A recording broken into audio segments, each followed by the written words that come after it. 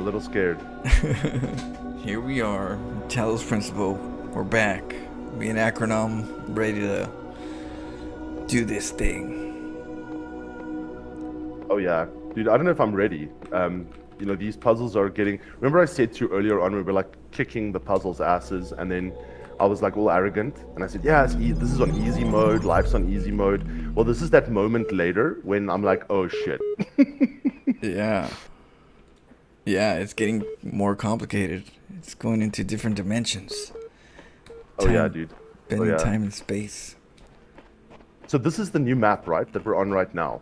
Yeah, this is the one that we were on where you said let's take a quick little breaker. Oh yeah, I remember we were trying to get that other thing sorted, Flo. Yeah, okay. Okay. But we almost got it. We're basically there, right? I think we were like, we just had to reactivate the disruptor from the other puzzle just to make sure that we have that one door open. No, we did that. No, one, we did Flo, it. we not? Yeah, we did it at the very end. We were able to make it happen. Yeah. That was an amazing freaking.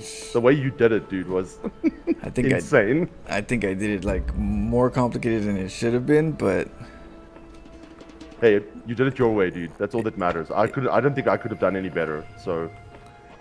oh my god, that was we split our head on that one.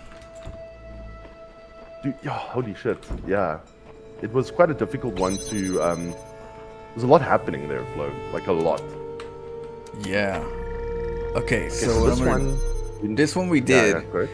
We did this one, but just in case, because this all went back to normal, Yeah. just in case, I don't know if we'll be able to see it, but that's the only thing that I know on this map that goes up. You know, like a Yeah, little blue. you can see it's kind of shielded on the back and on the side, so maybe it, whatever it needs to link to has to be in front of that puzzle, right? Yeah, but it's up there just in case, wherever. If we get stuck somewhere, we'll look around. Yeah, that's a good idea. Damn, more Damn, than almost 3 years. Damn, 3 years already? Thank you, Freud. Jeez. Freud and Jung. Freud and Jung, legends. Big support there. Yeah, he deals with the crazies. He's Hey, he's in medical good company here, dude. yeah. So he understands me. Yeah. Flo, I think you, me and Freud and Young, maybe we must open like a clinic. You know, help people. Oh yeah. You know, like come to us if you're having major anxiety in StarCraft. We'll help you. Oh look, check this out. Right there. Oh, I saw you can disrupt something there. There. Where is it? What's that? Drop? Man, you got it for an instant, Flo. Like I know. a pixel. There's one. Maybe it's something that moves. Let's see. Yeah, MMR anxiety specialist. Yeah. It is time to calm yourself. You can go the whole German accent and everything. Time to calm yourself.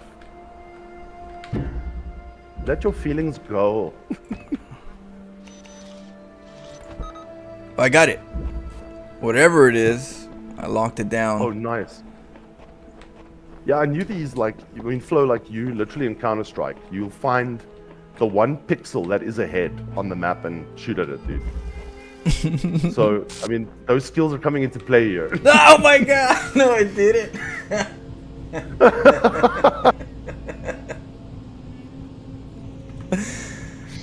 Ah, shit. Well done, dude. Let me go get that real quick.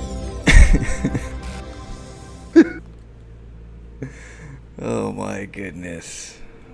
We're not doing ourselves any favors here, Flo. You know, like, we're not learning the puzzles. We're not. This is okay, so technically. Holy shit, well done. Oh, most excellent, dude. Technically, we could try to solve it. Look at how difficult this shit is. There's a lot of shit that goes on with this. Look at that. You gotta do something here.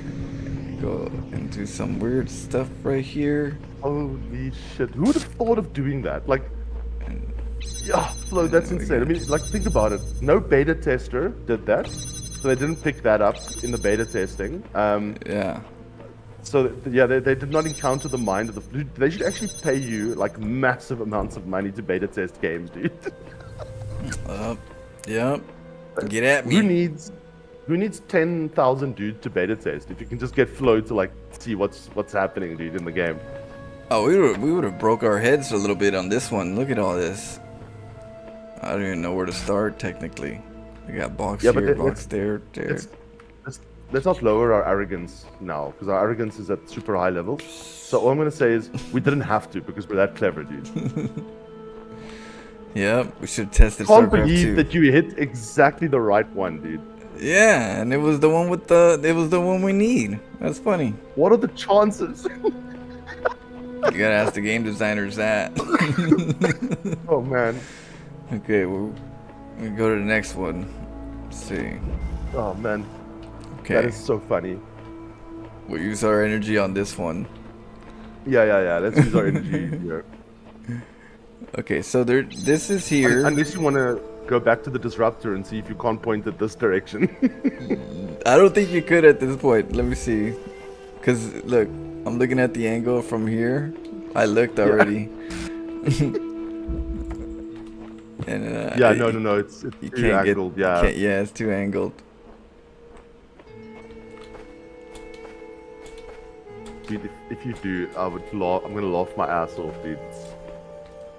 Yeah, I don't think so, Flo. I think our luck has run out now. yeah, and there's nothing here. Oh, there is. Oh man, that's funny. Oh shit. Oh, there is right there. What? There is. We did something over there. Oh crap, Flo. This is awesome. Okay, so we opened this one. I get which we opened this one, I think. Yeah. Yeah. Yeah, you open up one of them, dude. Oh man, that's funny. Who needs Okay, the fan when you can just disrupt the freaking door, dude? Okay.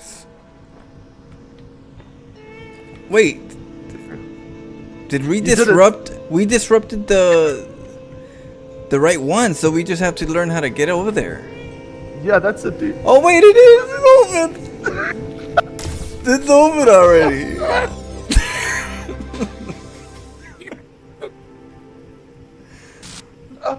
We just walked over and got it. Oh man, I can't believe it. Oh man, well we did solve that one. Screw this shit. Why do we need to go through all that crap? Just disrupt it. The power of one disruptor, right? Wow. That thing is like that thing's a freaking veteran. I'm crying, dude. That's how funny this is. Because like, what are the chances you hit exactly the right two in exactly the right moment from exactly the same place? Yeah. That's crazy. Oh, yeah. Well done.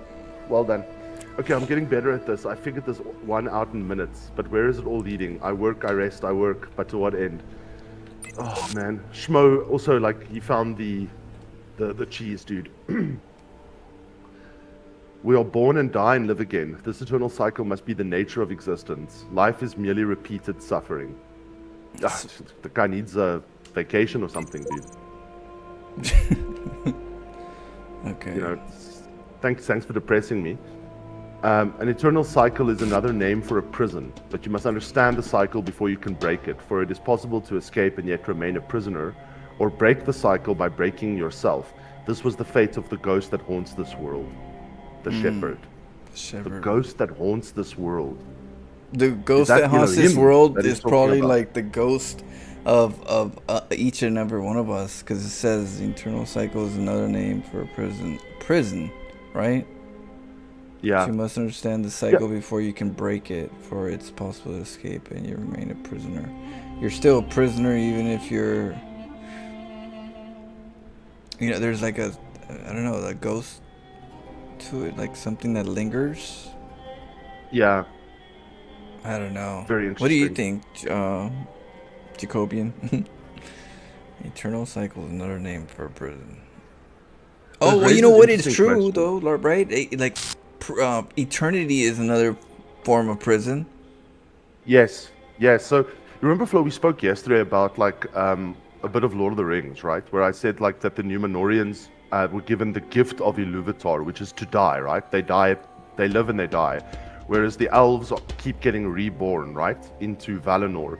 So, you know, what's so fascinating is like the elves view immortality kind of like as a prison, like this, because no matter what happens, you just die and you're reborn again in Valinor, right? So that cycle keeps going on. It must get quite boring after like 20,000 years, right? Yeah.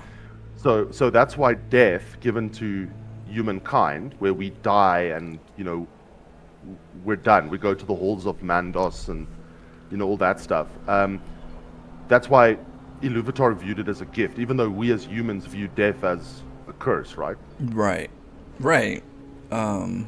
But see, just like everything else, without hardship, I can't feel happiness the way I would. Without death, you can't live. Technically, you can't truly live. Because how do you truly live unless you know that death is around the corner? You know? So there's like, it's like that bittersweet situation. Where like, yeah, there's death, but because there's death and you realize it, then it makes life more important.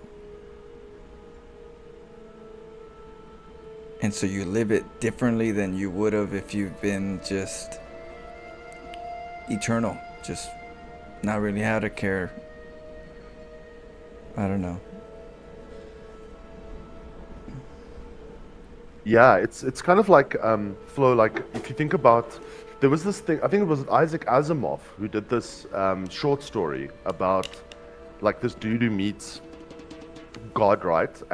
But it's kind of like a weird story. So it's the idea that this guy dies, he meets God, and then God says to him, okay, well, all I've done is I'm going to capture you because I want you to think of a way to kill me, right? So all that God is so bored by living so long, there's no one to talk to that's on his same level as him, you know, all of the rest. He wants a way to die, but he hasn't figured out how to die yet. So he imprisons this dude in like a sort of purgatory and says, think of a way to kill me.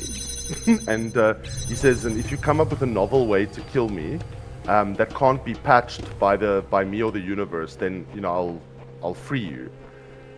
It's such a weird story. It's all about like the idea that God he's just so bored. He just wants to, but he hasn't figured out a way to kill himself because he's all powerful.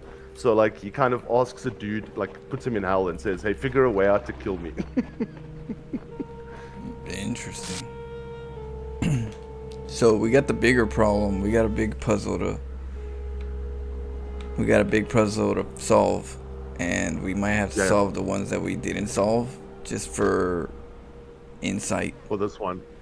Yeah. So well, look, we need a blue power node. Is that it? Or is there a red power node? Well, we need a blue power node, which I don't think the blue fan. It shouldn't be a problem, right? We could probably find one.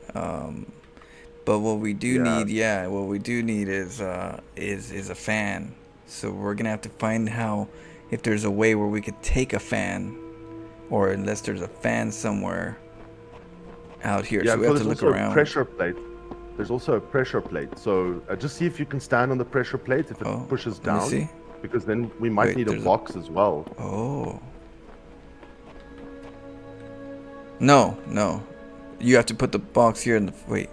Yeah, why is there a pressure? Probably to activate the fan, right? So we might need to put something... So we might need the blue laser, a fan, and maybe something to weigh it down. A box or something. Unless we can step on it, activate it. I tried. Like, oh, mate, I don't know. We'll see. Let's look around. But then it'll switch off. Yeah, then it'll switch off if we... Okay, so let's look around. We need to find resources, dude. Yeah, because here's a blue one, right? Okay. Let's check every one of them, see if there's a possibility of taking something while we're looking around. So this one right... Yeah. The blue laser could maybe reach from your flow. Yeah, you know what? Let me see. Hold up.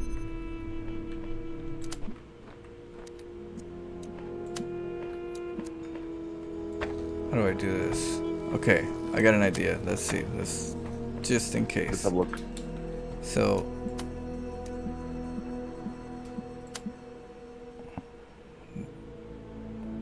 Wait. How do I do this? Okay.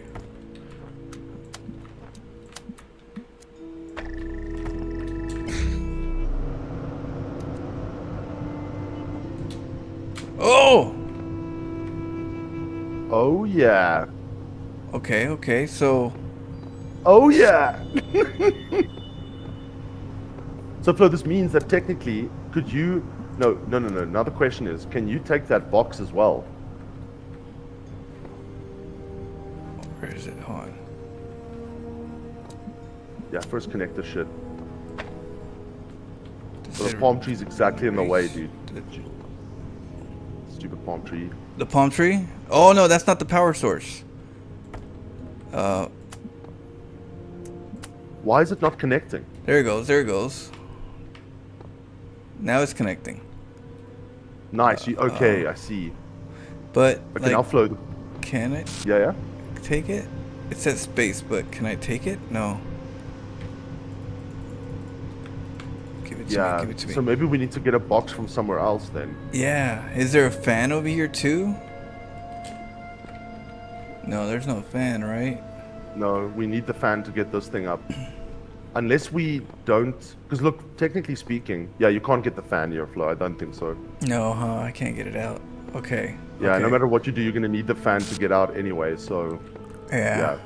Alright, let's look around then. Wait, you know what? I was thinking. Hold on. Let's click that. Let's click that. Let's see if there's anything...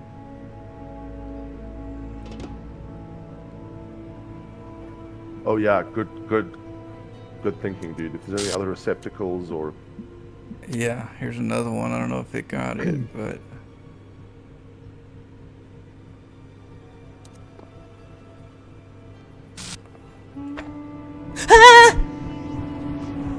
Okay. Got something. Okay. Yeah, it's what happened there is that feeling you get when you're on a ladder and you're trimming a hedge or something, and you get so involved in trimming the hedge that the ladder kind of like moves a bit. Yeah. Okay. So now we have to figure out how to get a fan out.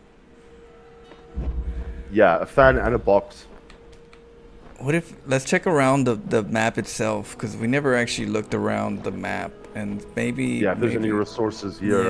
Yeah. At least we got that, though. That's awesome. Shit. And we opened up... we unlocked another one over there. Who knows what that is? That's going to help us on top of the... That's going to help us solve the puzzle. Yeah, no, absolutely, dude. Okay, let's check this out. There's a speaker. Oh, no, that's not the speaker. That's the beginning. Okay, let's check in the back.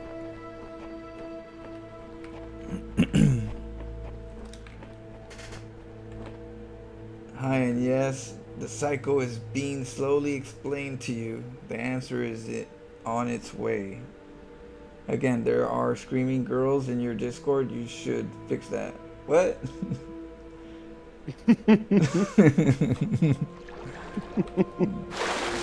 That's a sneeze, dude. Oh shit, I can't go up there. Yeah, that's a sneeze. Let's look around here. Look, they don't... Yeah, they left us nothing, dude, these bastards. Let's see. You never know. Let's see. Let's just keep our eyes clear. There's always there. If they're giving me some distance, maybe they're hiding stuff. You know, the best thing to do is hide stuff away from.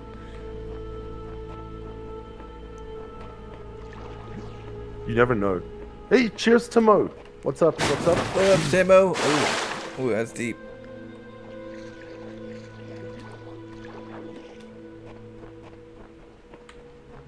By the way, Timo, you just missed the best cheese in a puzzle game ever. Oh yeah, it was hilarious. Yeah, dude, if you have to go back and check it out. It's hilarious. We literally solved 2 puzzles using cheese, dude. Ooh, there's a black box too. There's a black box. Oh, there was a glitch. Did you see that, Flo? Where? Oh, I know When we when I came got in. in here. Yeah, when I got in here. Yeah. So the answer, maybe we're close. But there's a block box. Let's check that out. Just checking things.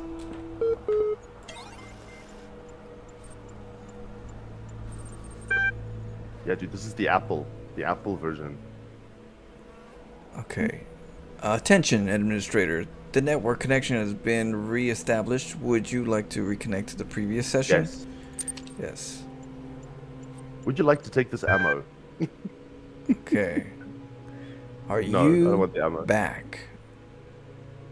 It says yes. What are you Yes, what are you trying to trying say? to- Oh, go ahead. Oh, no, never mind. Okay, yes, what are you trying to say before? Yes, do these terminals talk to you at all? Yes, but how do I know I can trust you?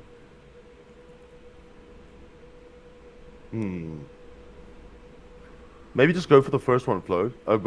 Is it your choice or my choice this time? Who's Your gonna- choice. Your shall we choice this both time. choose? Yeah. Your choice. I think just say yes. What were you trying to say before? Okay. I don't want to I don't want to talk about trust for 10 minutes. Biggest drink. Yeah. Don't remember. It doesn't matter.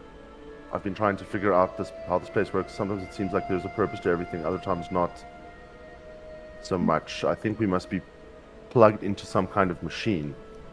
You know, if he was a robot, he would remember, right?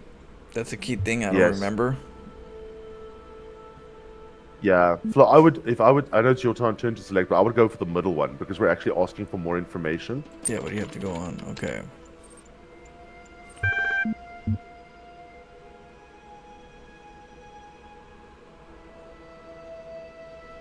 Okay, what else could possibly explain all this? I don't believe in demons and evil wizards. What the hell?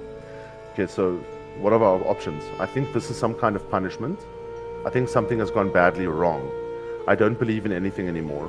Flo, I don't know what the other two are. I think we're being prepared for something, and perhaps you have it right after all.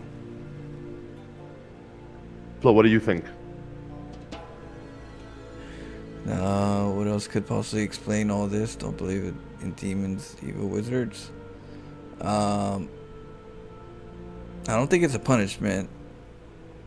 I don't think something well, it says loading something, so it was loaded on purpose, right? It was like, I don't think a corruption would just load someone in here. It's like, I don't feel like it was corrupted and it just said, just threw it in there accidentally. Don't believe in anything anymore. Prepare for I think we're being prepared for something. Yeah. Also, we do know that some of the stuff here doesn't work the way it should work, right, Flo? So, yeah. And but remember, he says, "Oh, you can't come here. Get out of," and change shit. Yeah. Remember that? I was like, what?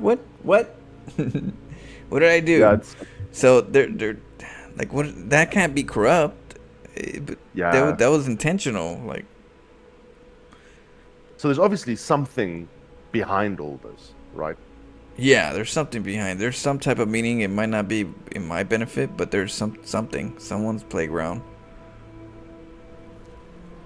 Yeah, so I'll put we're being prepared for something.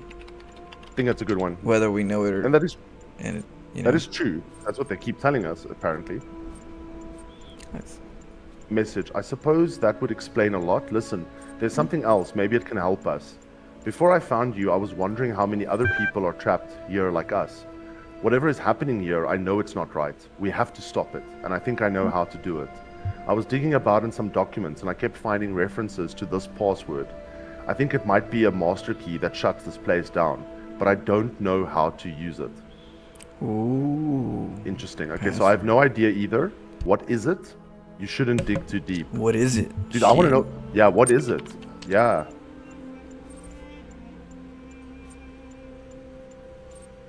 Okay, what is it? Swear not to go anywhere without me and I'll tell you. MLA process.bat logged into the session. Wait, what is that? Are you doing that to my terminal? I don't think this is a good idea. Session terminated. What? So someone's listening in or came in. Dude, yeah. Yeah, library archive session done. Searching for locally cached resources. Okay, so shall we do some reading, Flo? Yeah. Okay, Hippocratic corpus. The body of Hippocrates. Okay, so on the sacred disease, 400 BCE, men ought to know that from nothing else but the brain come joys, delights, laughter, and sports, and sorrows, griefs, despondency, and lamentations. And by this, in an especial manner, we acquire wisdom and knowledge, and see and hear, and know what are foul and what are fair, what are bad and what are good, what are sweet and what are unsavory. Some we discriminate by habit, and some we perceive by their utility. By this we distinguish objects of relish and disrelish, according to the seasons. And the same things do not always please us. And by the same organ we become mad and delirious, and fears and terrors assail us. Some by night, and some by day, and dreams, and untimely wanderings, and cares are not suitable, and ignorance of present circumstances. I think he's trying to say destitute, and unskillfulness. Deseitude and unskillful. I have never seen that word. What's a deseitude? I just want to see if it is a real word or if it's a mistake.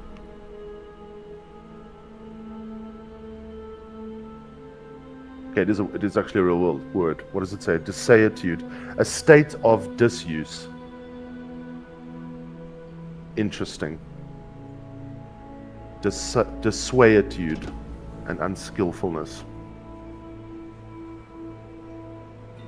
Interesting, Flo. Yeah, there's this famous brass instruments era. You could call them psychologists. They were like some of the first psychologists, called Wilhelm Wundt, W-U-N-D-T. Wundt proposed this thing called the theory of contrasts. He said that all organisms seek out opposing stimuli to balance one with the other. So a great example would be if you're in a very well-lit room long enough, you're going to seek darkness. And if you're in darkness long enough, you're going to seek light, right? Right. If you eat too many sweets, you're going to want something salty. If you eat too many salty things, you might want something sweet, right? If you've had too much conversation or social interaction, you seek out solitude. If you've had too much solitude, you seek out social interaction.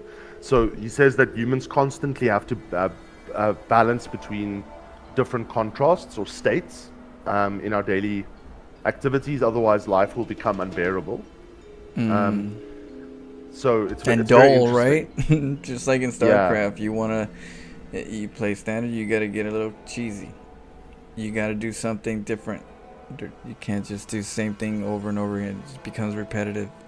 So same thing with the sweets you got to change it up. It's pretty much just change it up. Yeah, there's also these two biological principles that apply to pretty much everything.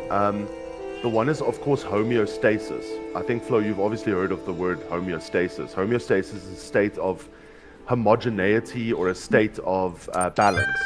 So all human bodies have a state of homeostasis. Your body tries to maintain what your weight currently is, what your blood sugar currently is, your internal temperature. Everything is maintained in a homogeneous state. Yeah. Now, each person's homogeneous state is different. So, for example, if you are a bigger person, you seek more food, because to keep you at that level where you're at, to keep you in that balance, the body says, hey, you're not eating enough. Even though you may be overweight, that is your new homogeneous, state. The same thing with drug use. Like if people become dependent on a drug, their body has a new state of homogeneity that it's trying to maintain. And so if you stop the drug, the body's homogeneity is disrupted and it seeks that drug to maintain that balance. Right. So the point is, homogeneity is important in biology. It's everywhere. There's another principle called the principle of hormesis. Now, hormesis is this idea of growth, right? So if you think of homogeneity, Flow, as stagnation, kind of like a state that is the same and very difficult to change. And then you think of hormesis. Hormesis, they find that every organism, if you introduce a small amount of a toxic substance into an organism, not enough to kill the organism, right? But just a small enough amount that the organism maybe becomes ill or something else. the organism often, after they've been exposed to a small amount of a toxin, become more resilient against that toxin.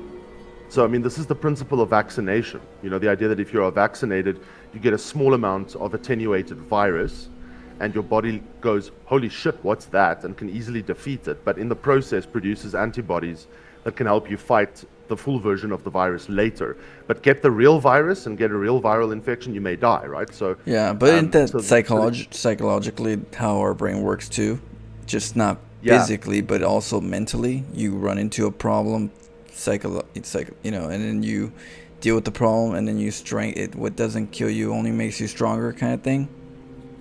Yes, Flo, absolutely. I mean, like, for example, William James. I mean, if anyone's interested in this stuff, you know, William James, the father of functionalism, or pragmatism is the other term that they use in psychology. William James, his life is interesting. It's interesting to follow what happened in his life. And at one point, he came to a very weird mental fork road, or fork in the road, right? Or crossroads. The mental crossroads was, there's a lot of stuff that we believe that does not align. Okay? So, you know, different religious beliefs, different beliefs about how psychology works. Right. Even if you consider different ways in science, especially, I mean, psychology, a lot of psychology, anthropology, sociology is kind of, and philosophy is a little bit different from hard science, because in hard science, you know, you can go and measure something very accurately and say, oh, okay, this is what I've seen. Whereas in these fields, you know, you can't just use measurement. You have to use other techniques of measurement, which is like qualitative techniques, social constructivism, understanding other human beings' experience, lived experience, which is not necessarily factually correct, but it is kind of real to that individual. So the idea is that, you know, you have to deal with subjectivity a lot in this field. Now, what's interesting about the whole idea of like what happened to William James was, he looked at all of these different perspectives, and then he started saying, but you know, many of these perspectives work, but yet they are contradictory to one another, and this can't be real, because how can two things that don't agree still have a functional outcome in the world? So I mean, a great example of this would be like, you know, religion, right? Is religion real? Have you actually seen like a God? Have you seen the supernatural world? So there's no empirical way of measuring religion, and yet religion has very positive effects psychologically on human beings in many ways, right? Also negative, but there's often also positive stuff, right? It keeps us balanced in our, you know. So it's not real, but it has a real impact. A compass to us in a sense, where we have answers that if we didn't have in our own, you know, then we be too, I don't know, it'd be a little unstable when you don't have all the answers. But when you feel like you have the answers, you don't have to think about it no more, right? So then it's kind of like in the jungle. It's like you gotta be very defensive and stuff, and very, you know, because you have to survive. But then when you come to an area where there's no danger, now you start looking up at the stars instead of looking around you. Now you're wondering, you're thinking, and you know. So it really depends where your mind's at and where you're at in regards to like, are you in the fight or flight kind of scenario, or are you, you know, able to actually think about stuff? That's it. So Flo, like, make a long story short, sorry, I had to give that like background, because otherwise like you wouldn't understand where I'm coming from. But William James, when he realized this, he was doing his PhD at the time, and he realized it like halfway through, and I think he was studying to be a medical, I think psychiatry or neurology, something like that. But anyway, he had to take a hiatus. He had to pause his studies because he got physically ill from this psychological trauma. Yeah, Freud, exactly. Like traumatic growth, right? He had there was this glitch in his mind about how the world worked, because you have all these competing ideas, yet all of them function to some extent. How can this be true, right? Everything's a contradiction. So basically, James got really ill. I think he spent like 2 years. He had these chills, and then he had like rashes on his body. It's all psychosomatic, and he ended up like being like living in a hot bath for like a while, and then eventually he came to a sort of patch in his mind, and the patch was this idea of pragmatism or functionalism. So functionalism or pragmatism is, people often see it as a cop-out in the sciences because you're not taking a stance. You're not saying I'm an empiricist or I am a phenomenologist or you're actually like Who saying... says you have to, right?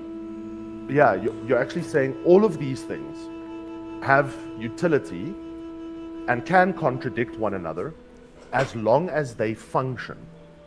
So what they all have in common is that they are used because they serve some social or psychological purpose, and that was why functionalism became the birth idea for functional or evolutionary psychology, which was first functional psychology. So the idea of understanding why we have emotions from an evolutionary lens. What did emotions help us do? How did it improve social? So you're looking for the function of like everything, like sadness. What was the purpose? What was the purpose of us having this? Exactly. So and then William James got better. When he patched his mind, he got better, and then got very productive in his career.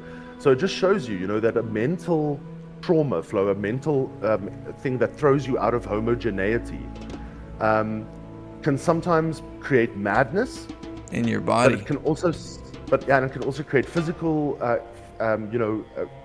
can I say, psychosomatic symptoms. You can become ill. It can even probably kill you, right? If you do not look after it. But if you can get to the other side of it, where there is a new sense making, you have grown a lot as a human being, right? In that process. Yeah, exactly. We're back to the scarring in physical form and in psychological form. All right, here's the next one. Okay, let's read it. And then Freud says this reminds you of another story. Oh, okay. We'll tell us, dude. Let us know. Bronstein, Lev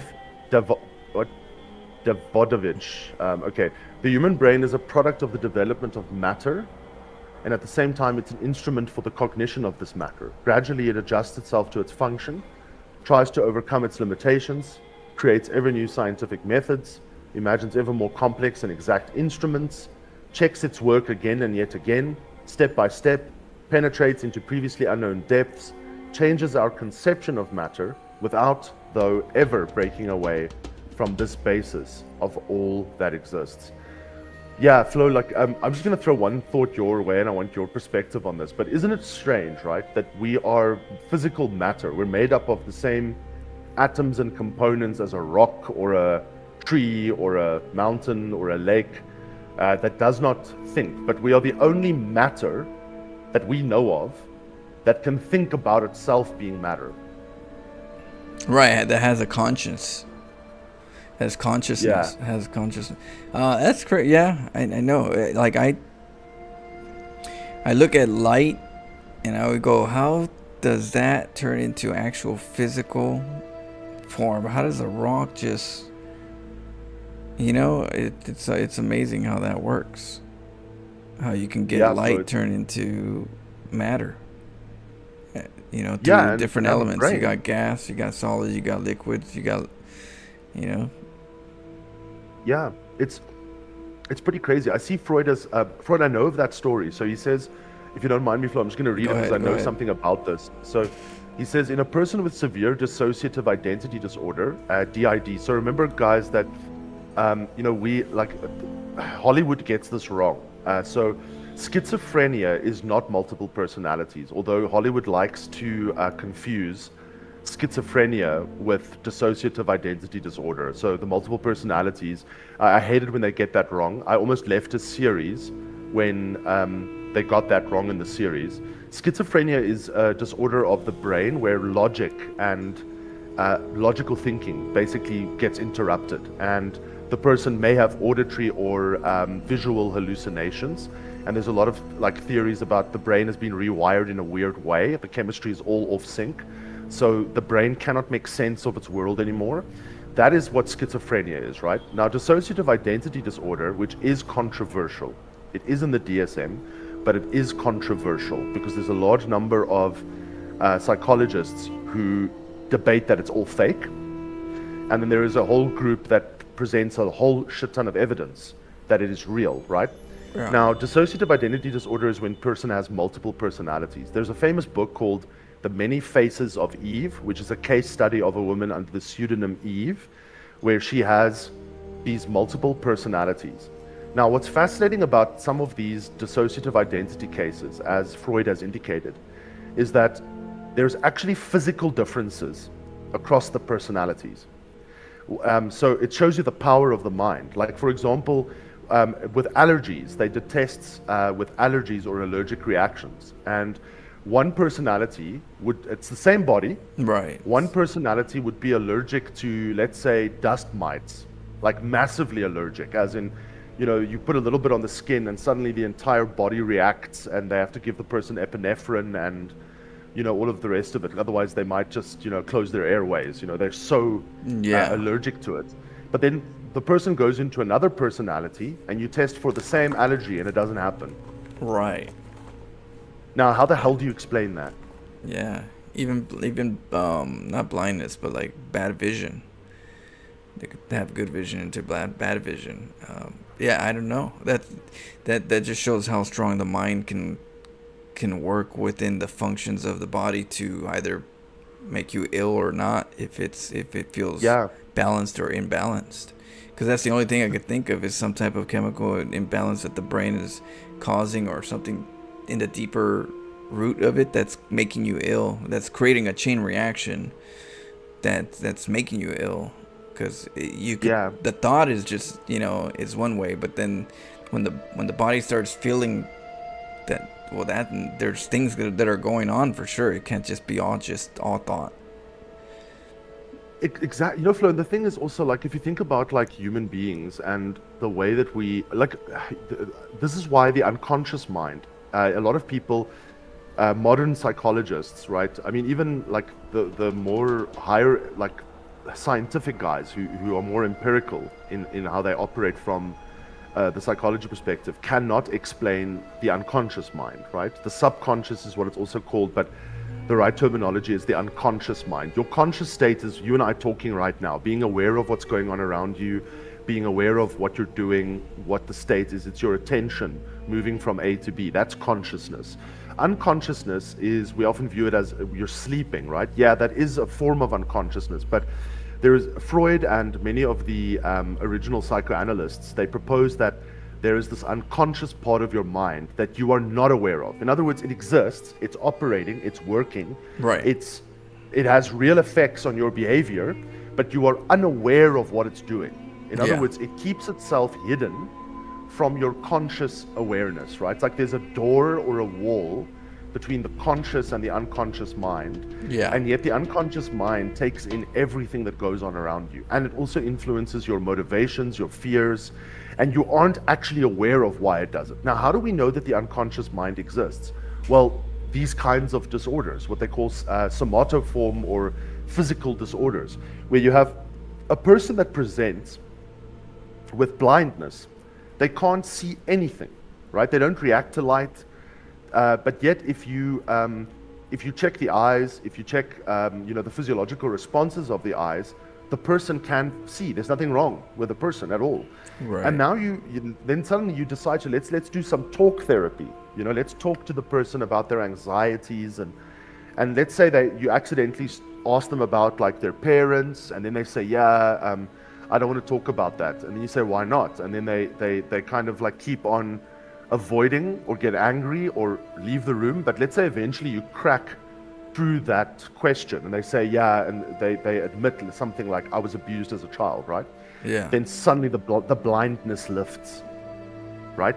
Yeah. So the question, and this person isn't aware of that trauma. That trauma is being, so what the unconscious mind is doing is it's hiding the most confronting aspects of our experience, the most traumatic aspects of our experience. It's hiding it behind this defense mechanism of consciousness. It's saying, I don't want you to be aware of it. And yet, your mind is using a large amount of its psychic energy, according to Freud and Jung, to keep that stuff behind closed doors. Lock it up. In other words, it's not like it doesn't take effort to hide it, right? Right. And so if there's too much of that effort being used to put stuff away, the conscious mind and the physical body starts to suffer from that. And the only way to get rid of it is to sublimate it. In other words, to let it out. But that letting it out may in be a very controlled traumatic. environment, though, because you gotta understand the brain is doing it for a reason, and you're interrupting that.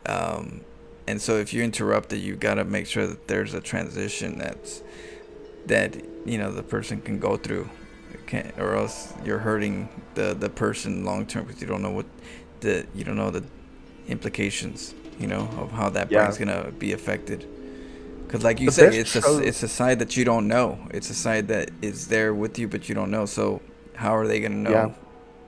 How the outsider's gonna find out? It's scary because the unconscious mind has major impacts on our behavior, but without us realizing what it's doing. You know what I'm saying? Yeah. And also you can be affected unconsciously. I mean, for example, the work I do a lot of work in organizational culture. And how do organizational cultures, because each organization has its own culture, its own rules, its own traditions, its values, what it cares about. But how does an organization influence the individuals that enter into that environment, right? So, and there's a famous organizational psychologist, Edgar Schein. He was kind of the guy who developed the whole idea of organizational culture and ethical culture, which is a newer concept within organizations. How do you treat people ethically, and what is the conscience, of the organizational culture? But he uses this term. He says a person does not enter into a culture. He says a person is assimilated by a culture. So assimilation is a very powerful word. It means that you are actually being changed to fit into that culture, and likely without even being consciously aware of it. Makes total sense, and that's, That so how much of your behavior are you really in control of? I mean, think about it. Like social constructions, right? Yeah, Zimbardo asked people this. He says, just do a simple thought experiment. How different are you at work? What is your work persona versus your at-home persona? Are they relatively aligned? If they are relatively aligned, he says, you're in relatively good shape. If they are completely misaligned, it's a huge red flag. I mean, like, for example, if you look at Nazis during Nazi Germany, they would go and gas like 2,000 people, these guards, and then go home and play with their dog and go to church and, raise the children. I mean, these are two completely different worlds, dude. Yeah, you have to really wire your brain, or be wired, for it to be considered something you can live with without, it breaking your brain. Exactly, dude. Yeah, so anyway, but I think Zimbardo always asks people, he says, what masks do you put on when you leave your house, right? What do you hide behind? Is it the big car, the expensive car, the power suit? What level of the office building you work on? The sunglasses, the symbols of power. Well, sometimes you wear many masks, and in different occasions. You got different friends, you have different masks. At what point do you realize, who you are versus who you meant to be? Like, look at Jim Carrey. He was saying something very important, that he's like, everybody that I made as a character was a character. But I thought Jim Carrey, in a sense, was who I was, but in reality I realized that it was also a character. It just was the more of me that was the builder of the characters. So even him, out of all people, he's a good example of the mask behind a person, where eventually you realize, hey, wait, Jim Carrey's not me either. I mean, my name's Jim Carrey, but that's not me, in a sense. That's the part that I wanted people to show. But who am I? I think he felt like at some point he needed to find himself compared to anybody else, because he was the one that was everybody else but him for a long time. Yeah, and now he is not even himself. We don't know who that guy was that was on TV. That was definitely not Jim Carrey. People are gonna cook and they're gonna figure it out. I have faith that we're gonna we're gonna get answers. You know? No, that's like Jim Carrey. Because the last thing I heard was that his Twitter was done. He took off his Twitter. He terminated it. And what the fuck? Oh, that's very strange. That is strange. Like, what the hell is going on? Yeah, but like, I mean, if you talk about Jim Carrey, right? Like, so he says he's very different from his, his real persona, and it's actually quite funny. Like, a lot of comedians are like this as well. They're like deeply depressed people, and yet they do this comedy, right? Right. It's so these two different masks that you put on. But now let me talk about an actor. There's maybe only one or two actors that are like this in the entire world, but an actor that is basically himself in every movie. Nicolas Cage. There's a couple actors, yeah, that are always Nicolas themselves. Cage plays Nicolas Cage, dude. That's all he does. Yeah, just in a different form. Yeah. Yeah, Robin Williams is a great example. Robin Williams had deep depression, dude. He wasn't a happy camper, huh? Lois Claypool would be proud. Frogs are people too. That's what Jacobian says. Frogs? Frogs are people too. Dude, I don't know if frogs are people, but I've seen some people that like are frogs, dude. Okay, let's go to the next one. Let's see. Here we go. Okay, let's do this. The human brain is a machine for coming to conclusions. If it cannot come to conclusions, it is rusty. When we hear of a man too clever to believe, we are hearing of something having almost the character of a contradiction in terms. It is like hearing of a nail that was too good to hold down a carpet, or a bolt that was too strong to keep the door shut. Man can hardly be defined, after the fashion of Carlyle, as an animal who makes tools. Ants and beavers and many other animals make tools, in the sense that they make an apparatus. Man can be defined as an animal that makes dogmas. As he piles doctrine on doctrine and conclusion on conclusion in the formation of some tremendous scheme of philosophy and religion, he is, in the only legitimate sense of which the expression is capable, becoming more and more human. When he drops one doctrine after another in a refined skepticism, when he declines to tie himself to a system, when he says that he has outgrown definitions, when he says that he disbelieves in finality, when in his own imagination he sits as God, holding no form of creed, but contemplating all, then he is by the very process sinking slowly backwards into the vagueness of the vagrant animals and the unconsciousness of the grass. Trees have no dogmas. Turnips are singularly broad-minded. Interesting. So in other words, this is like the idea of holding a worldview.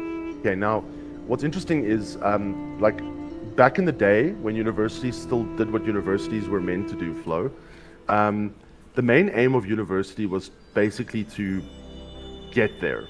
For each individual, you needed to build a worldview. Now, to build a worldview, you also need to be able to take a stance. So the idea is that, you know, if you let me give a silly example. So let's say that you're religious, okay? You believe in miracles. So if you're religious, you know, the chances are, it's not always the case, but the chances are very high that you will also believe in miracles. And because you believe in the supernatural, you know, things that happen that are not just based on physical, you know, occurrences, because miracles are supernatural, the spirits are supernatural, God is supernatural. You also technically should believe in things like ghosts, demons, a spiritual realm, spiritual attack. You know, these kinds of things, they align very well with a worldview that is based within religion, right?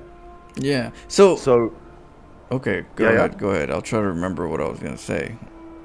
Okay, no worries, Flo. Please say it. Like, interrupt me. Okay, so remember you were saying about the blindness? Yeah. Well, what if that also sometimes could work with the paralyzation, right? If someone can't walk and somehow seeks a higher being and opens up a part of their brain that was locked up that kept them feeling like they were paralyzed, and all of a sudden I could walk. That's a damn good point, Flo, because I mean, like, so you find a different worldview that helps the psyche to deal more effectively with the world around you, right? Right. So, exactly. So, but the thing with worldviews, this is often referred to as ontology, your ontological perspective. And then your view of what is real is called your epistemology, your view of what the world is made up of. Now, these two things, they need to be aligned in some way. You would think, right? You would think that you can't have one without the other.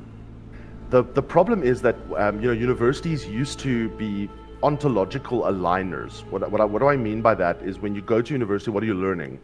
Well, in many cases, you're learning a skill or unique knowledge that is important in application. But the greatest thing that you learn is normally around alignment of your ontological perspective. So you learn that, what do I believe, and thus what do I see as real? And how can I link these two, to one another in a stance that I take on the world? So if you're religious, you technically are taking a stance that on atheism. You're Right. saying that atheism, is something I don't like, and I'm willing to debate against an atheist. An atheist is also taking an ontological perspective, which is different from the religious perspective. So they must be willing to defend their perspective. You can't believe everything, right? You have to believe in something to take a stance and thus justify your opinion. Or you could be a person who says, I don't take any stance. Everything is right, okay? And a great example of this was, I remember, what's her name? The Alaskan senator. Damn it, I laughed at her. She was like one of the glasses. Flo, can you remember her name? Back in the Bush administration. But anyway, she was like, everyone considered her to be a bit of an idiot. And they asked her at one point, because they often ask politicians, what media do you consume? So where do you get your news from? And then, normally most right-leaning politicians will select right-leaning media. And then you'll often have and maybe one particular newspaper or news channel or whatever. And then a left-leaning person would select a left-leaning, news channel or... So her answer, Sarah Palin. Oh, Sarah and Palin. So her answer was... I forgot about her for a reason, I guess. Yeah. So Sarah Palin, her answer, when they asked her this, normally you're waiting for someone to give you a stance. When they asked her this, she says, she reads everything. She... No, she reads everything, dude. Everything. Yeah. So the point of this whole thing that's been written here is kind of like Sarah Palin. If you're a Sarah Palin, you might as well be a turnip. You need to take a stance. You need to understand the world and fight for what you believe is real, right? Right. But what if, like religion in a sense of healing is like layered in a way where it's actually good for people's minds to unlock those things that are hurting them, but in a way of healing by making that stance. You get me? Then it really becomes a healing method, but not necessarily fully by through the religion, but through how our brain works in healing itself in thought. Exactly. Flo, that's also why you need to take time away. You know how people said during COVID there was a lot of mental health issues, right? And I think one of the reasons for that is also because people finally quieted down. And of course, I'm not saying that people didn't lose their jobs, right? A lot of people lost jobs, didn't know how to make money during that time. Yeah. And that also obviously adds to that depression and anxiety. But I also think a large proportion of why people had that was because they finally quieted down. They were finally able to stop with the survival of everyday life, being at meeting one at time A and rushing to the next meeting or doing the next task that you have to do at work, or and running to get the kids and balancing work life. Suddenly things became very quiet. And what happens when things get quiet is you have time to process what's happened in your life, and that allows you to have a reflective moment, which is referred to in psychology as a metacognitive moment, or metacognition is the term that is used. Thinking about yourself, in the third person, thinking about thinking, Flo. And that's where we generate a lot of our meaning. And I think a lot of people, when they slow down finally, they realized, hey, I'm just rat racing. I have no meaning. I have no purpose. And now the brain is seeking that meaning, and in seeking that meaning, you often, it's not a nice thing to do. It's depressing. It can hurt you before you get to some conclusion, right? We don't make enough time for that flow. We live our lives at such a pace, so fast, running from one thing to another, that we often have very little time for many years of our lives to actually sit and contemplate who we are. Why are we here? What are we doing with our lives? What do I find meaningful? Am I doing things that are meaningful to me? And the problem is, if you delay that process, it can have major repercussions for you in your life. We often hear of the midlife crisis. The midlife crisis often happens when children are a bit older now. You no longer have to worry about the diapers and the school and all of that stuff. You've maybe had a divorce from your wife. Yeah. By that, a lot of people divorce at that time or have different perspectives on life at that time. And a part of that is because, you've lived your life completely for other people, and suddenly you now have time for yourself, and now you find, I have no meaning in my life. I need to find new meaning. So now you become an adolescent again. You buy a motorbike, you use the Viagra, you start get testing the sunglasses. things out, see what works. Yeah. Is this me? Is this what I want? You're trying to find where you belong, or find some way of belonging. That's it. There's also something called the quarter life crisis. They say when you hit your 30s, from about 25 to 35, people suddenly realize, oh shit, I'm an adult. Oh shit, what about my future? Oh shit, what do I want to do? Yeah. Do I want to have kids? Do I don't want to have kids? That's when people go into like the Tinder universe, and they never come out, dude. Oh, man, that's they're swiping left and right. I need to find a partner. I need children. I need children. Oh man. Okay, let's go to this last one. To this. All right. This is a shorter one. Okay, physiological history. Volunteer suffered a blood clot during infancy, which resulted in a left hemisphere stroke. Expected result. In normal adults, the left hemisphere is used for language and other cognitive functions. Extensive damage to this part of the brain usually results in severe cognitive deficiencies. Observed result. Volunteer is now 17 years old and displays only very subtle cognitive deficiency. MRIs indicate little to no activity in the left hemisphere, suggesting its usual functions have been taken on by neuron sets in the right. Volunteer's age at the time of the stroke may have helped the brain to... it's called neuroplasticity is the term. And when you're younger, you have what are called high dendrite density in your brain. So what does that mean? It means that your brain has more neurons than you will ever have in your entire life when you are born. The only difference is the brain is obviously smaller at that time, right? But it doesn't mean that it doesn't have more neurons. It has more dendrites, so that means it has more connection abilities. That's it. And you prune those dendrites. It's like these are think of this as a neuron, and these are my dendrites right here, my fingers. Right? Exactly. Yeah. And those, each of those fingers, think of it like, you can also think of it like wire.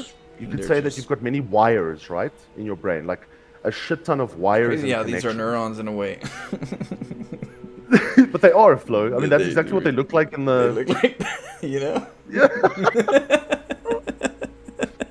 Flo, if we start taking some shrooms, we can really experience this. Just think of this going on. They're not touching, but chemicals are crossing over. Energy is being crossed over. Yeah. Dude, I can just imagine us sitting on a couch somewhere, and then I'm like, I look at you randomly, and you're just like, check out these neurons, man. Because it's true. It's so true. Yeah, we got myelin shields right here. We got our myelin shields, nice protection. Oh yeah. We get a quick. Oh yeah. Damn. But you don't want these dendrites. So basically, what I'm trying to say is you've got more connections than you'll ever have when you're a baby. But then what happens is your neurons form pathways. So as you learn, as you do things, your neurons form these like gateway pathways. Think of them like highways. So it uses this set of neurons, and then this set of neurons myelinate. So in other words, what is myelinate? Think of it like the insulation of a wire. So the wire is being used a lot. It now needs to be insulated. And so there's like this fatty sheath that covers each neuron that makes sure that neuron fires in a particular way, and that pathway works in a particular way. And your brain chemistry basically evolves based on how the brain is functioning. Now, whatever it's not using, it's pretty much this right here. You see the wire right here? This is the white part, the coating. That's the myelin sheath. It allows the electrical or the message to transfer way quicker without this outside interference. Exactly, or linking into other neurons that it shouldn't be linking into, right? Yeah. So the idea is you get these pathways that form, and there are many chemical pathways in your brain, but they're all different per individual. But some of them have like general functions. There's a ton of them. There's a dopamine pathway, a serotonin pathway, a acetylcholine pathway, a GABA pathway, which is gamma aminobutyric acid. It's like it shuts off neurons. 420. Yeah, that's what the endocannabinoids, the cannabinoid pathways. Yeah. So the point is like your brain is literally like forms these highways. Think of it like a city forming. It's like as you are growing but all the roads are already there. You've laid out the entire grid, right? Right. But now the city is forming around certain areas because certain things are there. And so some of the roads are now no longer used. You know, some of the roads don't matter. People never drive them. And so because people never drive them or use them, the roads fall into disrepair and eventually disappear. And so that's what happens. That's called pruning. So you lose a lot of these dendrites over your lifespan as your brain forms its connections. Now, this is the great thing about young children. If a young child has a brain injury, they have so many other dendrites that brain injury doesn't really matter a lot. So what would happen is the rest of the dendrites would often compensate for whatever brain injury, and that's called neuroplasticity. So an area that was damaged that did X would now no longer do X, but there would be another area of the brain that can do X, right? That will now do X. And so when you're young and you have any brain trauma or injury, your best chances of recovery are basically that you're young. When you're older, you know, you've pruned all of those dendrites. So if you have a traumatic brain injury in your 40s, you're pretty screwed, right? But they are now studying with stem cells and other things. How do we create more neurons? Is it possible for us to maybe stimulate, you know, dendritic growth in a brain that can help a person, you know, to compensate through? And of course, you need to work that area of the brain. So if for example, your language is affected, you will need to do exercises in language to relearn it. Neurons have to learn it again. Yeah, it's like defragging your hard drive. You're literally putting data in different places for more efficiency, right? Yeah, it's crazy how the brain could do that, though. It takes over other parts eventually. Even if it's not their role, they'll learn to take the role, which allows it to have more function than it really is using sometimes, I guess. It has more potential than what it's doing at the moment. No, it's insane, Flo. It also shows you just how sensitive that little bag of chemicals is. Because the thing is, like, you know, there are some people that are very sensitive to any neurochemical drug, right? Like, you might have people that like say, oh, I'm going to use some green, and I'm perfectly fine. Nothing happens. The person's, actually does well on the green, like it helps them. But then you get some people who take green once and there's a psychotic episode. Okay? Yeah. And the reason for that is that, because your brain chemistry differs so much, if you mess with your brain chemistry, you don't really know what it can do, right? Sometimes it can severely affect brain chemistry in some people that are sensitive to it, and other people, your brain chemistry is so well established that, you can push the limits considerably without any negative effect. You hear that?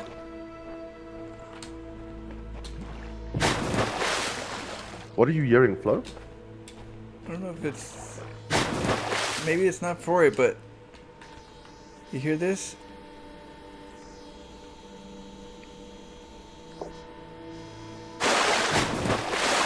There's something in there. Yeah, it sounds kind of like power. Yeah. But how do you like a get transformer? Yeah, how do you get up there though? A fan. It's a fan. Oh, shit, Flo.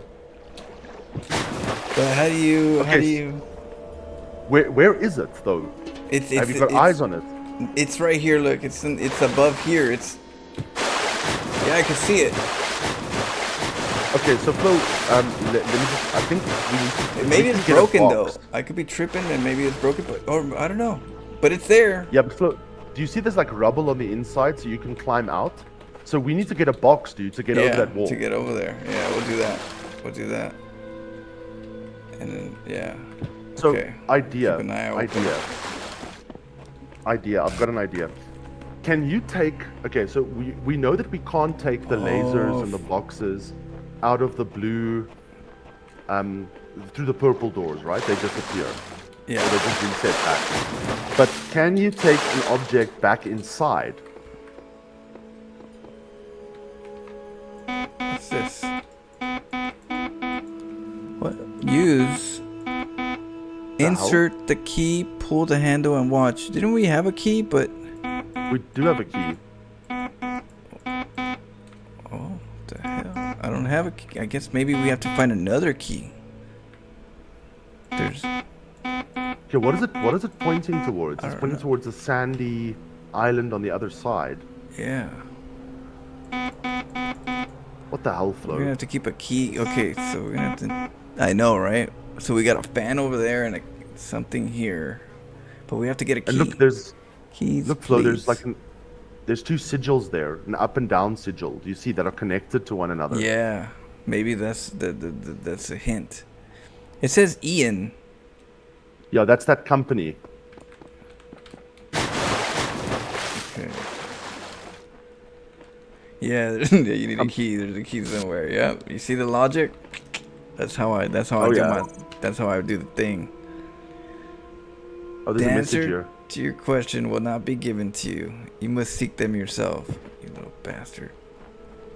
Okay. Yeah, that mumbo jumbo fortune teller bullshit. Yeah. I'm just going around real quick, just a quick around. So yeah, we need a square. Yeah, we need a box. So somewhere in these contractions, we're gonna have to get a box out. Yep.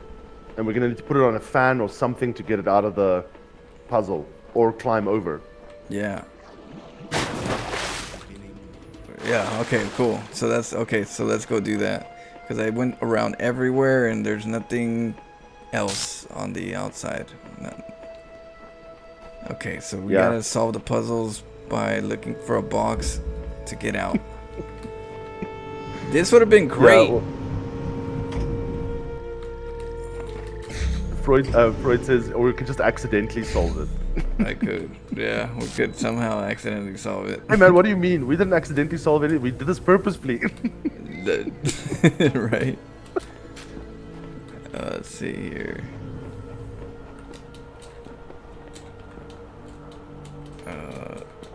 Yeah, we meant to do that.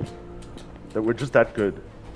Yes, but the question is, how do you get the box out? Yep, that is the question. You know what? Can I get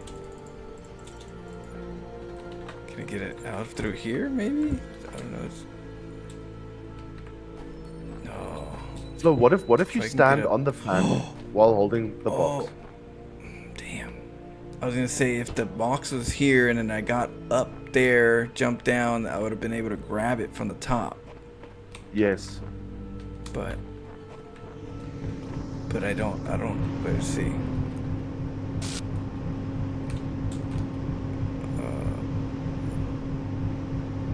Yeah, you need to get on top of the box to get out. So you can't. Yeah, I can't do it that way. You can't do it that way. Damn. So maybe it's another puzzle, Flo. Like this one, definitely the laser. At least we'll keep that in mind. We'll keep that in mind. Yeah, that there's a box here. Okay, let's go to the next one.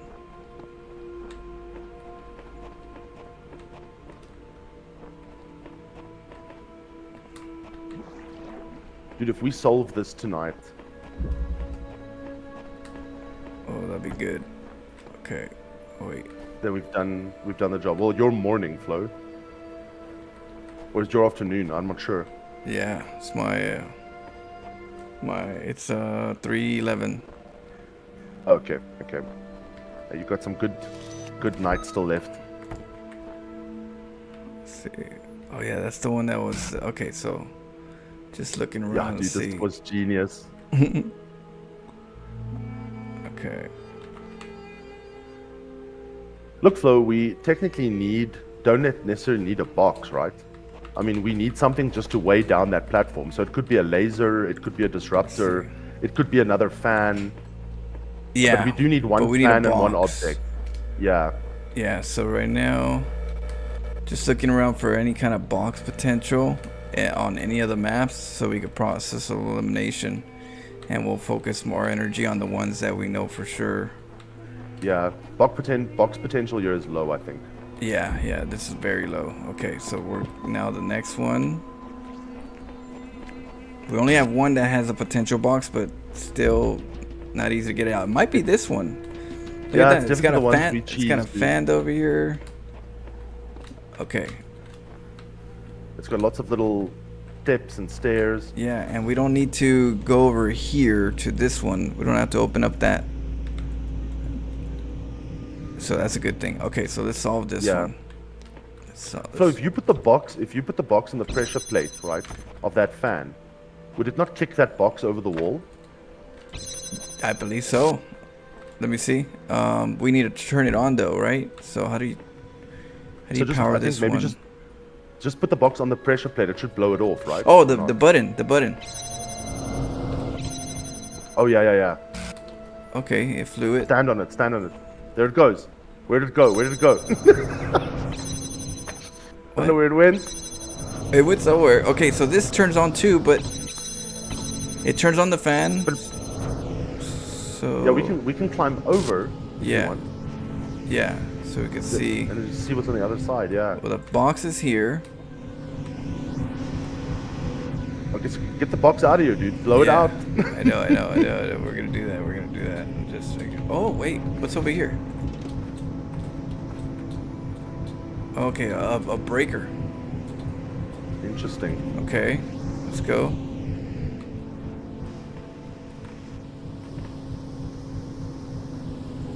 Okay.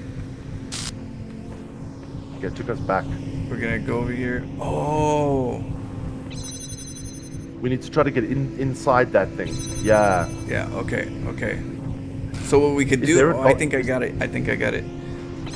So I'll put that there, right? Yeah, put the box right next to the. And we remember that one time that we did the thing.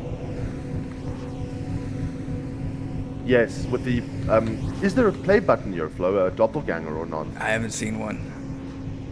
Okay. I haven't seen one, but look, we'll do this and we'll drop it.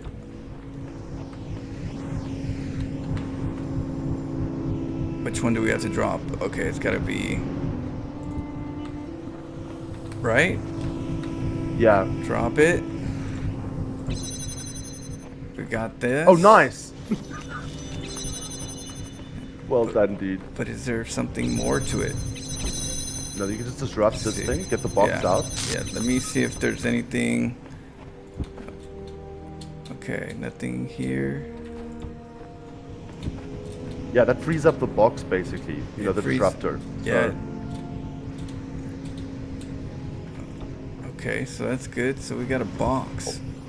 Also, you can get over with the disruptor now and disrupt that other blue thing there on the, like on the other side. You know, there's like one room that's been boxed in. Hold on, let me get this.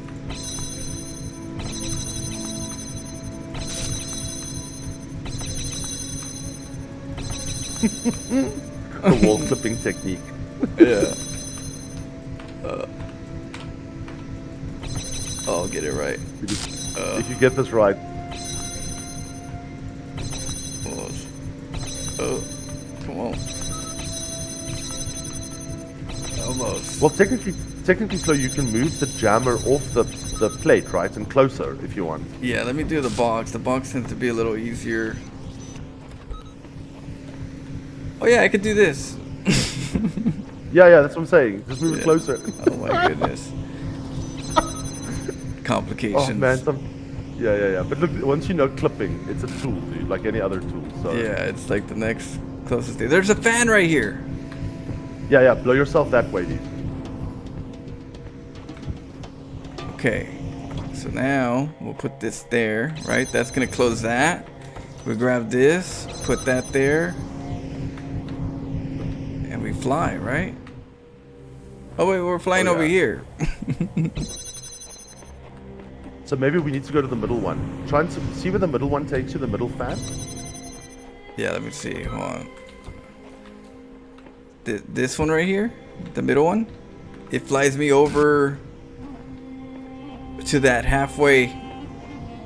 Okay, take the box with you, Flo, and then what we'll do is I think there's one more opening on that side. I just want to see what's in there. Yeah, I'm gonna check real quick. Let me check the box. Send the box up there. I'm sure it's not gonna help us, but I just think maybe just check it out, just in case. You know, you never know. Yeah. So we have time. We're doing well. That one, yeah. Maybe it's something to do with up there. So let me see. Yeah. I'm gonna try something. Just let me see. We have to put this over here. Wait. Oh, Flo, just remind me to tell you there's a new Red Bull. There's a Red Bull? A new Red Bull. Yeah, I don't know if you guys also got it, but like, because I don't know, because I live in a different region, but you must have it. It's called Red Bull Zero with an X. No sugar, nothing. It's different to the sugar-free one, because the sugar-free one I think still uses some sugar, but like a different type of sugar. But there's like a new one. It's much sweeter as well than U Zero. It's actually, Flo, I recommend it. Yeah, I'll try it out. Let's see. So these fans, though, where? Okay, I can see that. Let's see. Is there anything inside here other than? Yeah, just see if you can open that thing. I just want to see what's in there. No, it's just a. No, that was where we got the block. Yeah. So in other words, Flo, is there a fan that can take us out of here, or are all the fans throwing us around inside of the puzzle? Because I'm pretty sure, you know, if you can get on top of the wall with the box, maybe you could just drop off with the box on the other side. Yeah, I'm trying to see which one would it allow you to. So question, if you go up the ladder, can you walk on the wall? No, they don't let me. Okay. They don't let me do that. We got the box though, but the box, when we do that, it's gonna take us. Maybe we'll go to. What if you just throw the maybe box? Yeah. Maybe I'll throw it to the right, like really far. Yeah. We try that. That's actually not a bad idea. Maybe there's another fan. If that one doesn't work, another fan that gets us close. You know, to like. Yeah. So let me go this way. Wait. Did it just fall down? Does it not have like? Just go look for it quickly. If it's not there, then we know. Did we? Where is it? I think you threw it over, dude. Do you think so? Let's go check. This is like, you know, when you lose your frisbee, you're like, I think it's next door. No, it's not there. Damn it. It must have fell. Okay, but now the question is, can we recover it? Well, yeah, I think we could. The only thing is that thing doesn't go far when we throw it. It just like it. They thought of that, bastards. Yeah, there it is. There's my little guy. Okay, so nothing here, it seems. Right? I don't see anything here. Unless there's like that fan, right? Oh no, you see. I wonder, is there not a fan that can get us out? No. Then maybe there's another puzzle that allows us to get out. I don't know. Is there a blue? Let me see something. Okay, yeah, I already have the blue.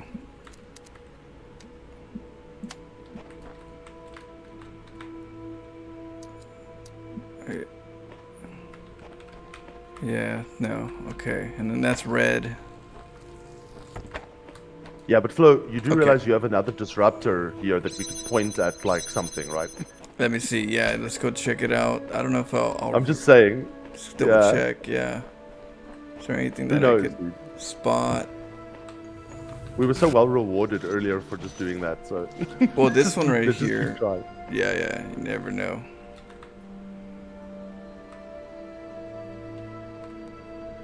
To solve the next puzzle. Let's see. Okay, nothing. Okay, we're good for now. We'll have it outside just in case. Okay, so nothing there. At least there's maybe a potential, but it's hard to tell how that would work. Yeah. We have to fly it over or something, but then the fans don't match. Okay. Maybe it's this one. Maybe Oh, blue. Oh no, we don't need blue. We had blue. We need red.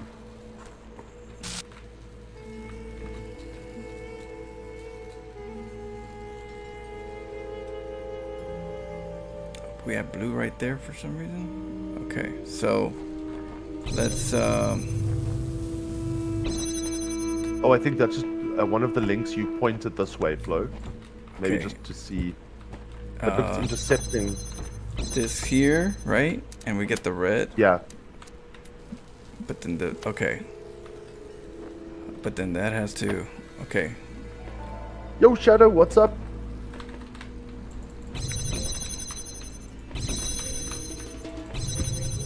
There we go. Okay. Oh, well done. Holy shit. Okay. Just like solved everything. So that part right there. Okay, But- so they open it up to give us just another box. Now that is interesting because now we have 2 boxes, right? Yeah, we do. Can we climb on anything or we can get on top of this and jump over? Maybe, right? I don't know, but we have a box oversupply, so there must be something we need to do here. Let's see. There's no. Is there a fan or something here, Flo, that you can?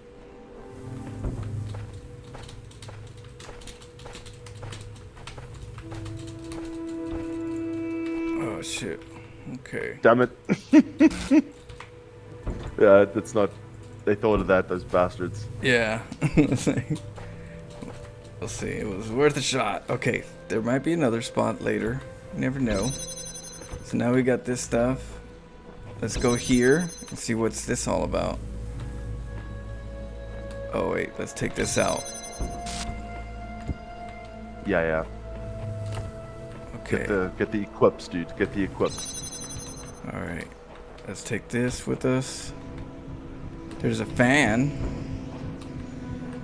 Oh yes, Flo. Yes, and it's all the way up. Yeah, that might be it. Okay, so we need a red. Okay.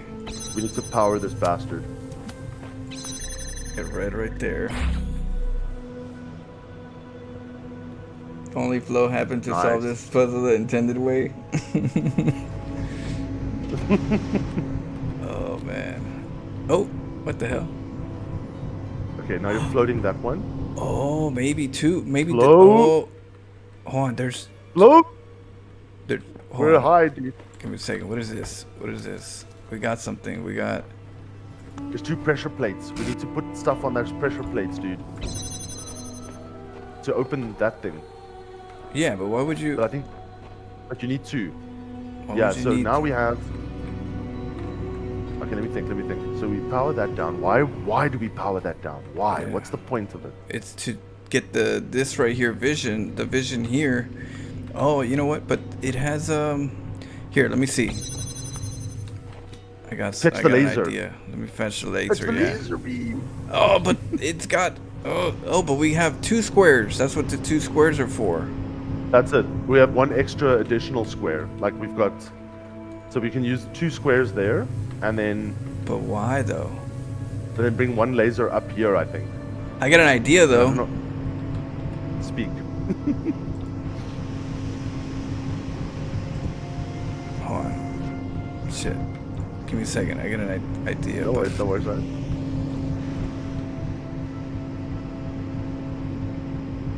Okay. Okay, how do I... If I turn this on, right? Let's see. Takes a little while, right? Yeah, it does. Okay. So, what if I do this? Look. What if I put this here, right? Wait, and then put this here.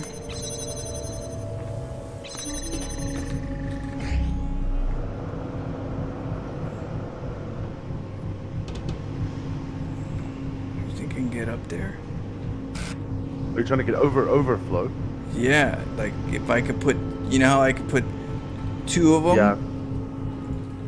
But I'm wondering, I think that what I'm thinking is they've given us access to 2 boxes, I right? could jump we also up have there, one. maybe. Yeah, we also have one additional box at the bottom. You only need 2 boxes Right, there's to, that to deactivate the force field, right? But you still have like a 3rd box. So my thinking is, Flo, if you can, so you need to put 2 boxes on the 2 platforms at the bottom. Take the laser up to the top with the other box, right? And do something with that laser in that box on the top level. Oh, look! I'm not... I saw it right now. Look! What? Okay. What? Oh, look at that. So we do this. Oh, we gotta do that quick then. Holy shit, Flo. Go, go, go. Space right here, then we go space. And we're here. Oh shit, what the fuck? There's a fan down here. Almost. There's a fan over Yes! here. Okay, so let me Yeah, you can blow yourself out there. throw this fan outside here. Hold on. Let's throw that out there, right? Because it looks like we can come in here and grab this. And then we grab that, and we have a box outside and a fan. And a fan. We're done, dude. No, we did it. We still got that fan that we saw. Where was it? Over here? Okay, now we have to head to the obelisk, dude. Yeah, but don't even worry about that. Do we even need that? Not sure, but... Yeah. Where the sound was. All right, let's go put that fan there and see what it does. Because that's another fan. And it's on. Yeah. Let's see here.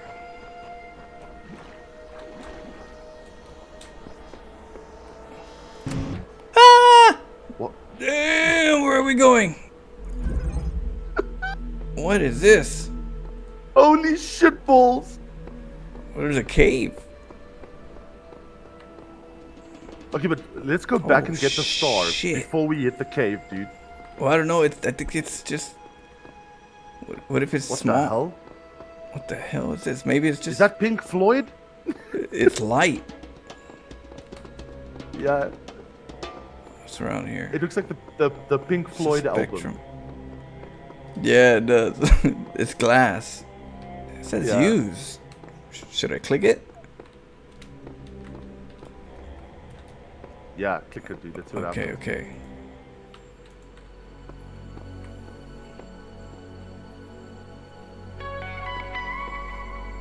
Is it Pink Floyd? Is that Pink Floyd?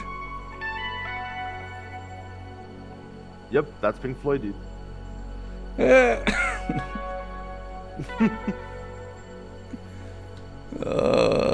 You know, there's a joke about Pink Floyd. It's a psychology joke. There was a shirt I saw that said, it's got the same symbol, but it says Pink Freud. You know, like Freud. And Freud was always speaking about like people having mommy issues and stuff. So the thing is said, it says Pink Freud, the dark side of your mom, because I think the album was The Dark Side of the Moon. Oh, that's pretty cool. So I guess it's just a chill spot right here. That's interesting. Yeah, that's interesting. Why Pink Floyd? I guess because of the light. Well, look, Pink Floyd just used the diffraction light thing in their cover, right? Diffraction is something we know about. We use it a lot. So, Flo, let's get the star. There must be something we must... we must do there? I don't think we got anything. I heard a sound. Oh no, never mind. That's the sound of the reading. Okay. Oh, I was looking for the key. I was hoping to get the key. Little bastards. Alright, now let's go get that fan back. Yeah. Holy shit, it really threw us, dude. Yeah. Oh, it's still on. That was not... Yeah, I know. I have a copyright. Not a wrong, but a copy potential. Because how long does this music last? The whole time?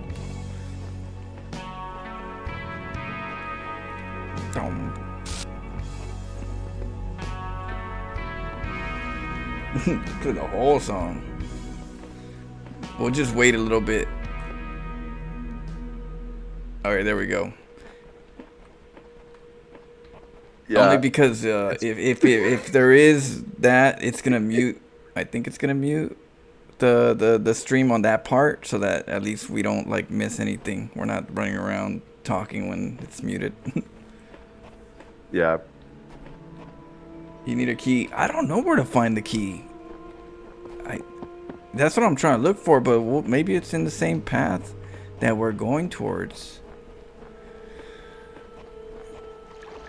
That's what I like about this game, is like there are multiple ways of solving these puzzles, not just one.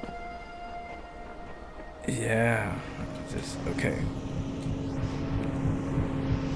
Just be careful you don't get thrown again. I know. I'm worried about that part. Here, let me put this here. There we go. Okay. Wait. Yeah. Okay, so remember you said there's a fan? Like, yes. Well, I wonder if like do I need the box? Do I need the box? Let me take the box with me just in case. Yeah. Maybe there's like another one. We only got one star, right? That fan is already on, it appears. Yeah. We just needed a no. Was it? It wasn't on until we put the blue light. Oh, so maybe. Okay, let's just see. Now, I wonder what happens if you get on the pressure plate with the box. What it does. Oh.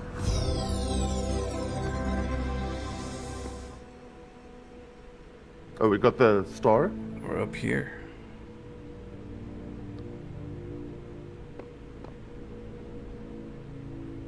Question is, like, we need another star, right? I don't know, Flo. I don't know if it's just one here. Can I put How this? do we know? Oh, I could put that there. Oh shit. That's a good. But you know what I mean, though. Like, if I could put that there, maybe I could put like one of the. Oh shit! There goes the box. Yeah. Say that's. And Flo, there was nothing that we could do at the Pink Floyd thing. Let me see. Hold on. Hey, wait a minute. Oh, let me try. Did you redirect a laser in there?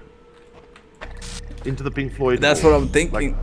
Well, what do you mean the laser? So you know, like that we went through and we have direct line of sight to that prism. No, or do we? No, we don't really. No, we don't. But you know, not that I. But like, say this one right here. There's another. Flo, what if you take this thing with us into the cave and we redirect the prism light? Can we do that? I don't know. We'll try it. We'll see if it does that. But oh no, but we need the fan. Yeah. We would need. You're trying to say take it over there with us? You think it will go inside the place? I don't know. Worth a shot, it's right? Worth a try. Yeah. Why not? If it doesn't, then so be it. Then we know there's limitations to that puzzle. Yeah. If it is a puzzle, it might just be a nice little Easter egg that we found. Yeah. Oh, yeah. We did save a lot of time with these puzzles this time. So holy shit, we got some time to scramble. Yeah, early night stream, dude. We finished the whole freaking level in like 20 minutes, 30 minutes. You don't believe Yeah, but we could do anything with the prism and the beam? I have another idea, but I mean, it might not work, but it might work. It's just a thought, but I'll give it a shot. Yeah, we're just curious. We're just curious about it. Yeah. It's good to be curious. Where did I put it? Oh shit. You lost the fan, Flo. I did. It's somewhere here. Oh, there it goes. It's in the swamp. Damn it. I told you not to put it in the swamp. I lost the box too. Okay, so we got that. Oh, that's good. Now we just gotta look. Did I take the thing with me? No. The prism? Where's the prism? Yeah. Where did we leave it? Oh, there it goes. There it goes. Shit. Okay. We're good. This is like me when I'm fixing something in my house, right? Like, you know, you've got like the different screwdrivers and stuff, and then you go somewhere else to fetch something, and then you put the screwdriver down between there and here, and now you're not sure where it is. Oh yeah, and you got next thing you know, you gotta go buy another screwdriver, and then you find the other one later. Yeah. Then as soon as you buy the other one, you find the other one. Yeah. There's something over there. I don't know if it's anything, but no, it's just a swamp, huh? Okay. Yeah, it looks like there's nothing. Let's give it a shot.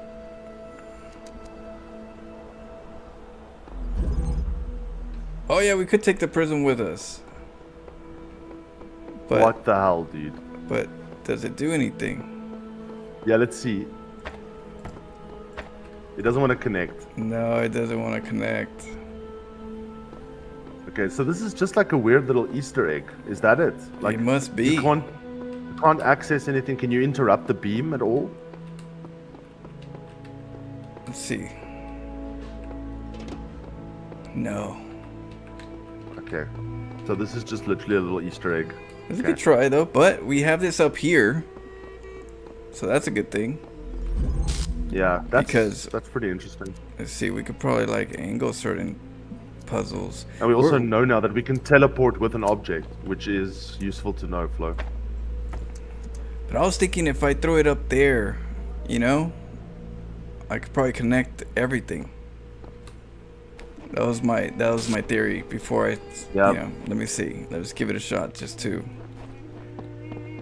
You see, our brains were looking for answers, and now we've come up with how can I say, things we thought that we had to do that we don't really actually probably need to do, right?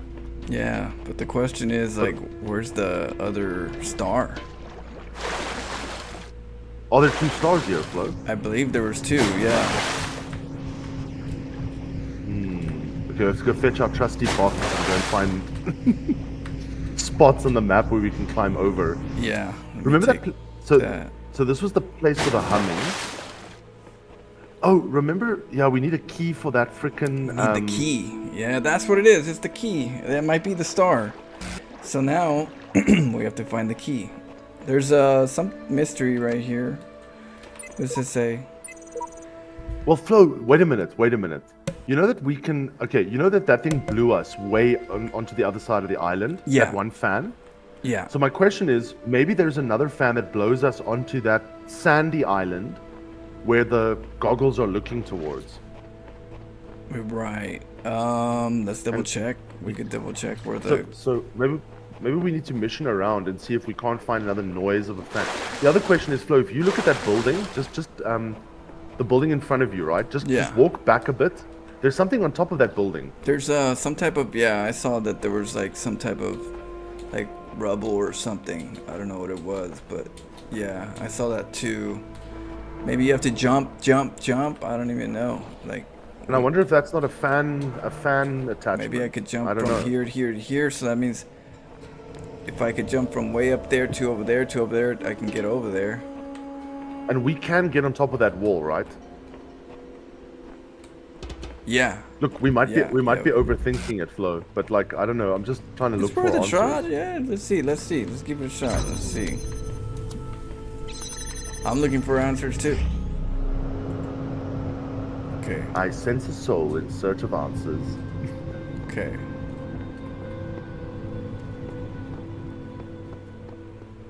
Yeah, Flo, it looks like just rubble.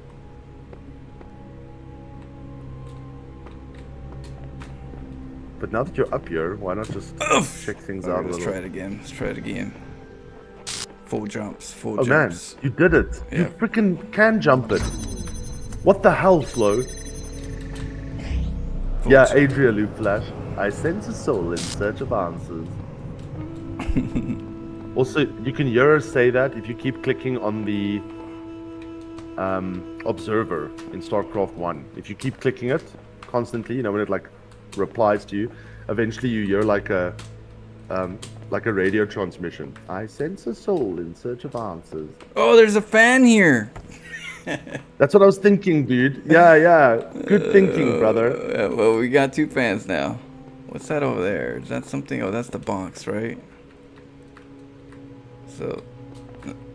You see, I was hoping that there would be like a fan. Oh shit. Attachment here that could blow us onto that other island. We'll double check. I've got a feeling there must be something out here. But now that we have 2 fans, Flo, now we're cooking. Yeah, maybe we get a better look up there for a second. You know, just real quick. Yeah. So we have to power up the blue. Is there blue here? No, it's all red. We need blue to activate the That was a good call on the jump. You solved the puzzle. We just solved it a different way, that's all. Yeah, I just thought, what the hell's up there? I see something up there, dude. I need to know what it is. Let's see. Okay, so nothing here. That key though, where's that key?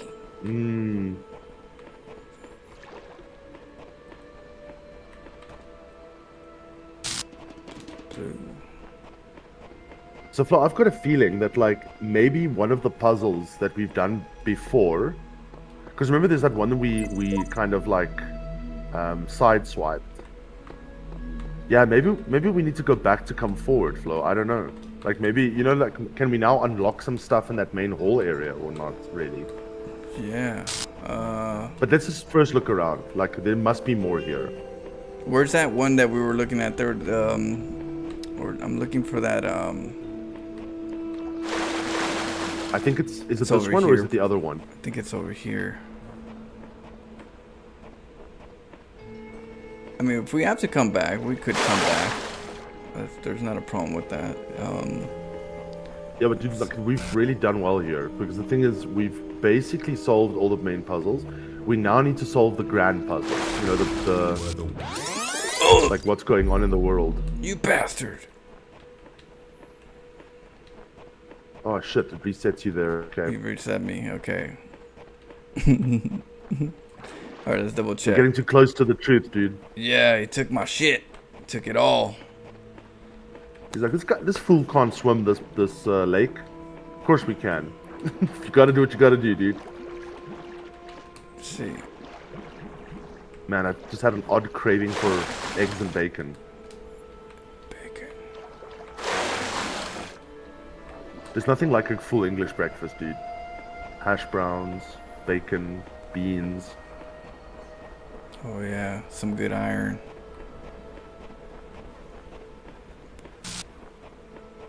He punished us. That to me, that's a punishment. He done punished us. Yeah. Okay. Like I didn't know this. Like, but some people, you know, like those mushrooms you get for breakfast. They do those like breakfast mushrooms. Some people hate those things, dude. Like, my sister is like one of those like, no, don't give me the mushrooms. I don't want mushrooms. Dude, mushrooms are amazing. Yeah. Damn key. Okay. So, and we have another key that we have to still solve later. Oh, here it goes. I think this is the building. Oh no, that's not the building. That's the building. No, that's not the building. Man, you know when you said building, it reminded me we had this like English literature professor, and the guy used to like when he starts with he got so involved in poetry, so he was teaching us poetry and he knew all the poems like, you know, by heart and stuff, but with passion. And every time he would like start doing poetry, he'd close his eyes and like look up in the sky, like kind of like how Stevie Wonder would when he would sing. Yeah. So we nicknamed him like Stevie Wonder because of how he does the poetry. And I remember he did this poem by Louis Carlos Williams. And when he starts, he's like, he looks up in the sky with his eyes closed, like, the people in the buildings. I just remember that. For some reason, it stuck on my brain, this dude, the people in the buildings. You know, like... The accent. Okay, we'll have to move to the next one. We could always come back to this one. Yeah. But yeah, the good thing is we did all of, let's see, what's this say? Just look at the view. Right. Beautiful view. Oh, that's nice, dude. But now what? Okay. Yeah, maybe we might need to think on this one, Flo, for a while. Yeah, I'll come back to it. I was trying to find that little terminal, that I mean, not the terminal, but that one, that's that symbol again. That's the same symbol. That's interesting. I wonder if the hint, so Flo, clue is somewhere maybe there, maybe the key, remember the only place where you use the sigils is in the main hall area, right? Yeah. So the question is, maybe we need to use some sigils in the main hall area or in the tower to get that key to come back here. But it's just a thought. Like, I don't know if we have to go back to come forward. The game has trained us to some extent that you sometimes need to go back, right, in order to come forward in the game. So I'm just thinking maybe we should. Yeah, we can go try it. We can do that. Here's the device, but yeah, we still don't have the key. Okay. Yeah, I'm thinking if we can solve the puzzle with the 2 red blocks, then maybe we can get a key and we can come back here. But I don't know, Flo. This is just let's go back. Conjecture. Yeah, we can come back later. There's no rush. We saw the main parts of it. So, Flo, the most famous poem. Sorry, I just want to do like William Carlos Williams. Now that you've with the people in the buildings, his most famous poem is called "The Red Wheelbarrow." The entire poem, he won like awards for this poem. The entire poem is as follows. This is the entire poem. It goes as such. So much depends upon a red wheelbarrow, glazed with rainwater, beside the white chicken.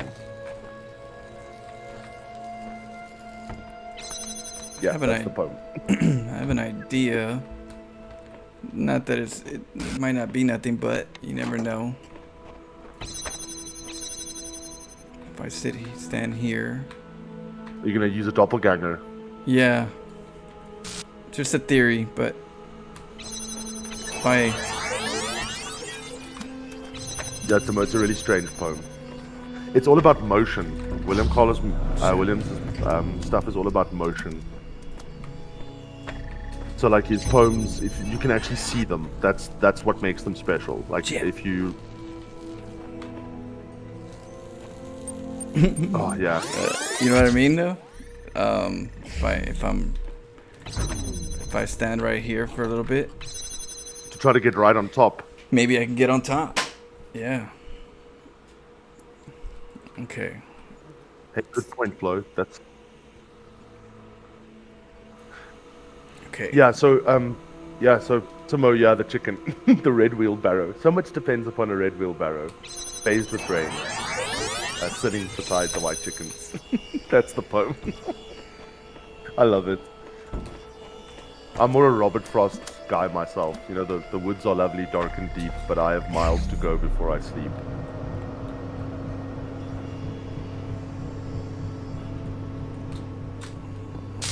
Okay. Don't move, you bastard. There was... Oh, you move. Yeah, no, I'm good. Well, this is some way I could take stuff. Yes. Flo, what if that, where does that wall go? I'm just trying to see if there's a path. I thought there was like, yeah. We're gonna try to see if there's any kind of... I thought there was something here. I thought there was like a gap here. Yes. But no, there's no gap there.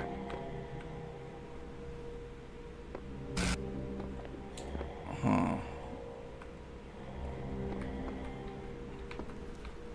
But yeah, nope, just Nope. some cliff hanging.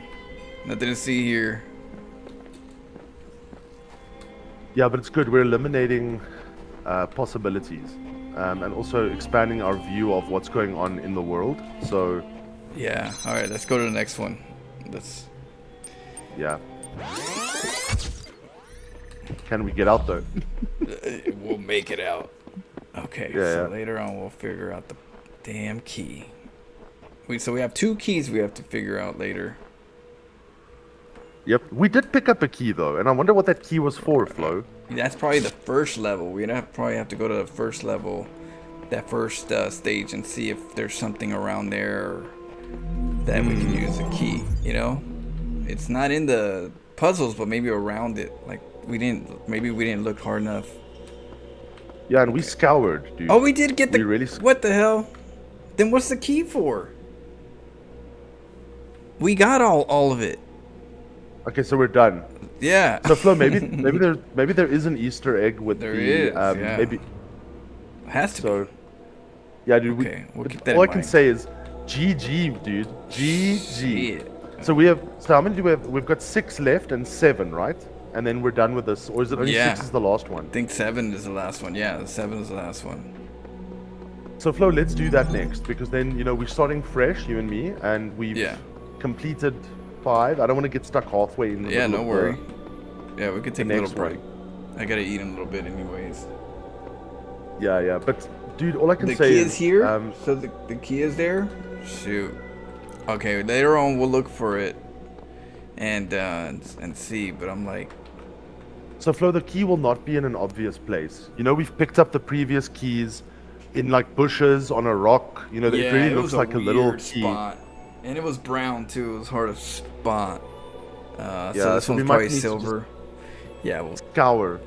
Yeah, later we'll scour. We'll have more time later to figure out where the key would be.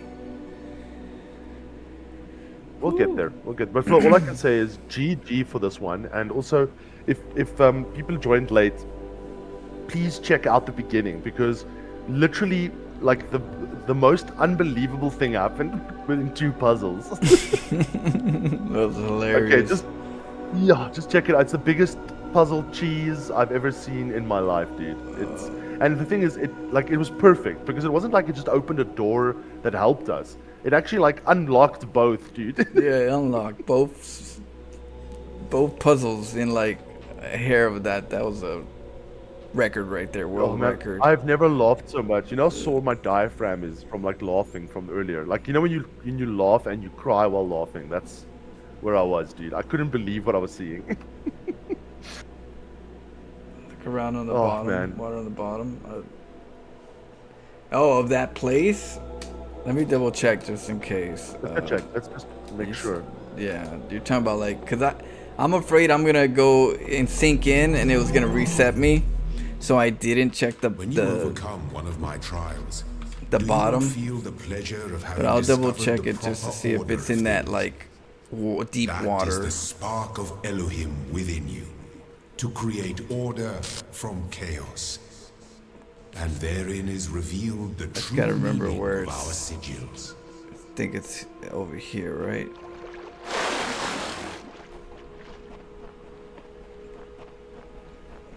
Alright, yeah, it should be this. Right? No. No, it's the other one. It's a broken one, so Yeah. yeah. So is it that one or is it over here?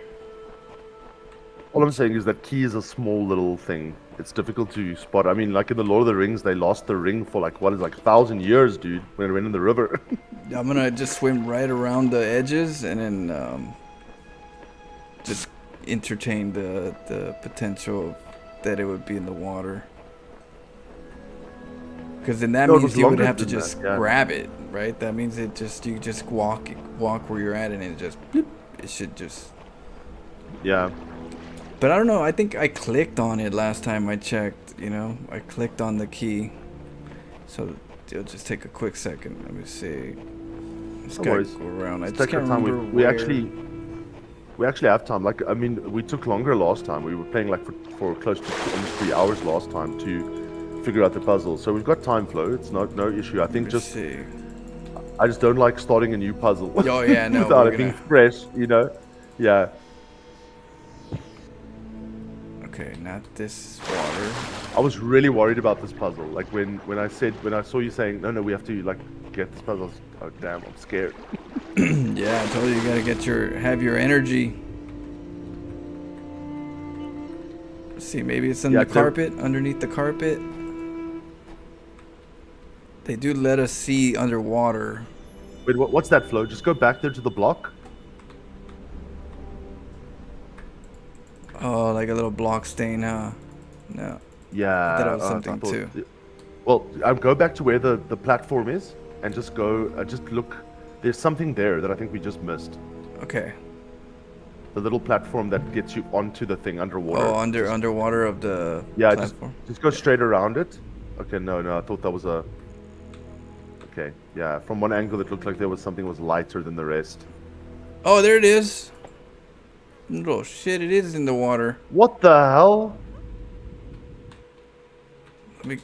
Yeah, it's underneath the thing. It's like, okay, so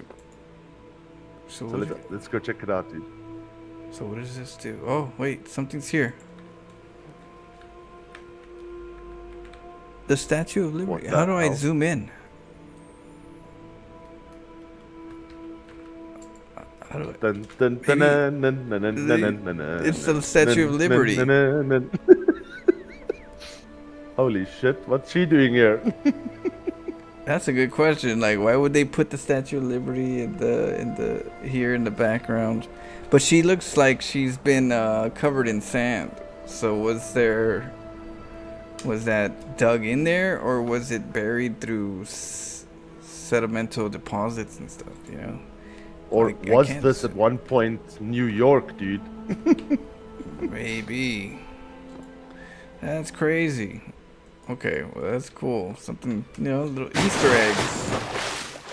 Yeah, if you look, can you look any further to the north, or let's see. I just want to see if you can see what's on the other side.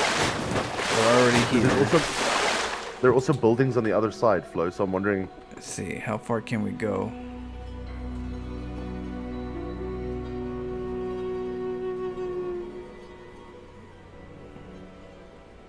Okay, let's see. Nothing.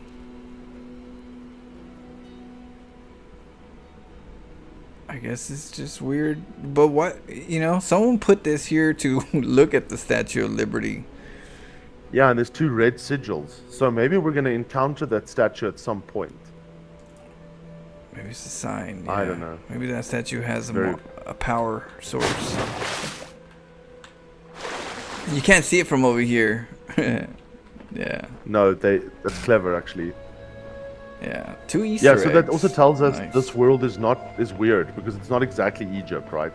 It's Pink Floyd, Statue of Liberty, Egypt. Maybe that's what the power, lasers. I don't know. I wonder what the whole thing about the light, because what it's showing is the light going in through glass and spreading to colors. Like, they're trying to tell us something with light. Yeah. So Flo, I've got a question for you. We're using power for all this stuff, the beams. Yeah, I just had an epiphany in another area. So like the cap of the Great Pyramid? They said the cap of the Great Pyramid was like made of gold, right? Mm-hmm. What if it wasn't? Conductivity, though. What if it was one big prism that was put on top of the Great Pyramid and maybe the other pyramids were used to refract sunlight into the pyramid? Yeah, I mean that you could always assume that would be possible if it has a function, right? The question would be, what would be the function of the light going through the glass? One massive ass solar panel. Right, if it's a solar panel, that would be one way, because the only other thing would be the gold is just the conductor, and the rocks are grounded to the earth, so that creates a current potential. But when it comes to glass, yeah, it would have to be a solar panel if they were to make solar panels for it to do that, right? Or they would have to find a way to like use it as a light source if they were to use it as a light source. Only at night though. Like in the old days, they used to use like fires on hills to signal things. So let's say you had two villages that were like 100 miles apart, but you had like 10 hills in between the villages. You could signal the one village by lighting, let's say, a beacon, and then the guy in line of sight can see the smoke, so he lights his beacon. Next guy sees and then so you can communicate with these beacons, right, with using fire, like they did in the Lord of the Rings. The beacons of Gondor, where they light the beacons across the mountains to warn Gondor that some bad shit's happening, or or vice versa. Gondor can signal, help us, right? Yeah. Now, I wonder, if you think about the current pyramids, if you were to put a prism on top of the pyramid in such a way that it can literally refract, or maybe you even use a lens that you can actually guide sunlight somewhere else, like a beam of sunlight. Now, what if there's another pyramid like 50 miles away, or let's say, because it's really tall, you could build one probably like further away, and you could literally signal light to that pyramid, and from that pyramid to the next pyramid, and to the next pyramid, right? Right. So I'm just wondering, I'm just thinking, like, like people say those things are tombs, that's the normal description. Yeah. But like they've never found a sarcophagus within it. Now, of course, people would steal these things, right? Because the pyramid, existed there. There wasn't like security guard service there for like thousands of years, right? Looters, so, you never know. Looters could have taken out whatever was in there, and that's why they didn't find a sarcophagus inside. So that's a very, very big possibility. But let's assume that it's not made for funeral rites. What else? And now you get the weird ones, like it's a power generator, or it's a landing pad for alien spacecraft. Those are the weird theories. The but what aliens if it was helped? just used? Yeah. What if it was used to signal? Well, that could be too, but it also could be used as a resonator. So one thing that they've learned is the obelisks themselves have a type of resonant vibration. That whole to thing it. hums. So the whole thing hums. Yeah. It's to help you get a resonant to your body, because certain frequencies help heal us or help us, compared to some frequencies are bad for our body. The other thing was that people would go up there and create like a harmony, creating a vibration and stuff like that. That's another interpretation, only because they're, if their obelisks are they hum, and for frequency they're definitely aware of the health benefits of that. But other people say it's it's an area where they can separate the hydrogen and nitrogen and all that when it breaks down the elements, and you got the higher elements that of course go up and have their and that they would go up there and get I don't know what kind of high they get up there with that. Yeah. Because like Ridley Scott, I really like Ridley Scott, like his way of thinking about the world or the universe. So, Ridley Scott is like a deep believer in like the ancient alien hypothesis. He believes that if you watch Prometheus, the alien prequel, Prometheus is about those engineers that created humans, and about like the genetics and of the xenomorph and all of that stuff. Like that's a whole different ball game. But Ridley Scott, like in Aliens, they've got those big reactors. So in Prometheus, you actually see it almost looks like a ziggurat, and then that thing is actually like an atmosphere processor, right? That's the thing that exploded on LV-426, right? That melted down. But like in Prometheus, you actually see the first version of those things that the engineers used to clean the air, and that idea then was taken by Wayland and applied elsewhere. So the thing is that like Ridley Scott clearly said, like in one of his interviews, that he thought of like this atmosphere processor, like this high tech, that if you look at it, looks like a ruin, but actually it's technology, it's doing stuff.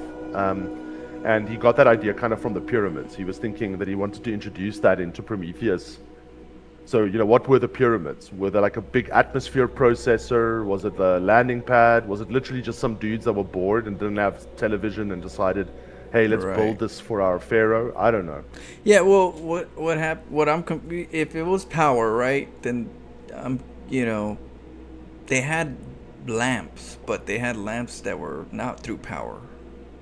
Remember those Afghan lamps or something like that? Oh, yeah. So if they would have had power, like a lot of power, they would have like powered lamps, wouldn't they?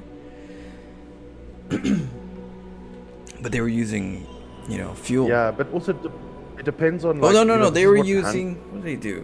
It's like they were using science. They had like two metal rods and certain liquid that created the. I don't know.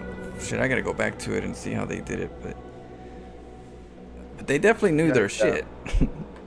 So I don't know. They did. Like this is Hancock's whole premise. Like Graham Hancock. Now remember, Graham Hancock is not like a real archaeologist, guys. So it's like that's one thing you always have to remember. My pyramid is bigger than yours. Yeah, we're just talking nonsense here, just for the sake of like, because it's interesting, okay? No, yeah. But like Graham Hancock, I mean, his whole premise is that, like, let's say there was an advanced civilization, and people say, okay, but like if there was an advanced previous civilization, where is the evidence? Where are the plastics? Where is the record in the Arctic ice of the burning of fuels, carbon? Because all civilizations, we assume that all civilizations got to the point like where we would get there the same way, right? Like that would all be burning coal and using fire and steam, and I mean, we still, if you think about it, not much has. We would go through the process. Not much has changed, right? Yeah, not much has changed today. We still, I mean, all of our technology is based on fire. If you actually think about it carefully, combustion. Even a nuclear power station. I mean, a nuclear power station produces heat from radioactive isotopes that boil water, that turn a turbine that produces electricity. It's not like you get electricity directly out of the uranium, dude. It doesn't work that way. So the point is, everything is based on boiling shit. Yeah. Like, now, you could get it out of the ether, though. You could, but we don't do that, right? We burn shit. We just burn oil, gas, coal. Because we can use uranium. Because we can charge it. Fusion. We can put a price on it. That's why. Yeah.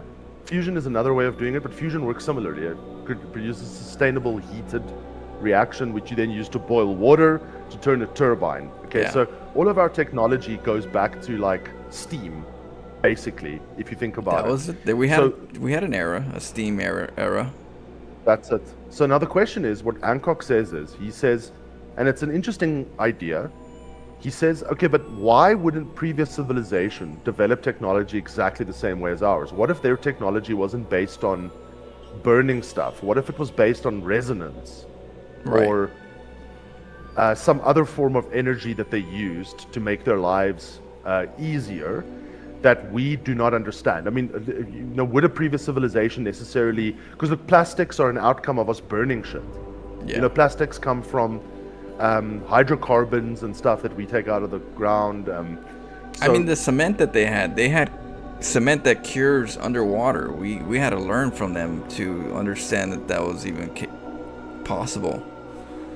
Yes. Yeah. I mean, Roman cement. Holy shit. Yeah. I mean, Roman cement, they use like seashells and ash and sand, and dude, that stuff still stands today, dude. It's insane. To do it underwater, where you gotta know some shit. We learned a lot from the past. That's how we got where we were. If we would have started from scratch, we'd probably be still a little behind, Yeah. But we're reverse engineering stuff. Is what how we're getting our technology advancements. It's from the past and reverse it. But if we had a free slate and we had to start over without no past, it would definitely take us a long time. Oh yeah, a freaking long time. But the thing is, I also think about, so I'm going to make another Lord of the Rings reference, but like, if you think about like the different races in the Lord of the Rings, like the dwarves, right? We're like the dwarves. We're digging, we're getting materials to make tools. These tools, based on fire and burning shit, and so we are the dwarves, right? But now, like, who's to say there wasn't a civilization like the elves? that like used magic and what the dwarves would consider magic. I mean, for the elves, it's we like use their electricity and technology, heater, right? We get a little heater and it heats up stuff. We don't need to burn things. That's magic. But it's a different source. It's through electricity instead of like through combustion. And if we get fusion flow, I mean, fusion is witchcraft, because if you've got a fusion reactor that's going and it's sustaining that fusion reaction, and you're feeding it, let's say, water, right? It's splitting water into hydrogen. Suddenly, you now have unlimited power, right? Basically, and secondly, you've got hydrogen, which can be used for so many applications, from batteries right through to hydrogen-powered fuel cells, right through to burning hydrogen, for fuel. Now you're starting to talk about real magic, my friend. Now you're moving into, like, if you just looked at that, you didn't consider any of the stuff that came before it. If you showed a caveman a fusion reactor, that guy would shit himself. Yeah, he'd probably kill you because you're a witch doctor. Okay, so Vince Sampai says, makes me think of some of the podcasts that I used to listen to, watch some time ago, and the Graham was guest starring with Randall Carlson. Usually it was Randall Carlson. History of the Earth and formations of the landscape of it. And at some point, pyramids became a topic of some discussion there that they were going through. Yeah. Well, the other thing, talk about shit sometimes. Talk. What I've learned in history is that when you're creating some type of a civilization in some sense, you want to build some type of monument that can last for the ages, because it represents that civilization, how long that's going to last. It's going to last a long time because of so the pyramids were built to last, to represent, how that their culture will last forever or a long time.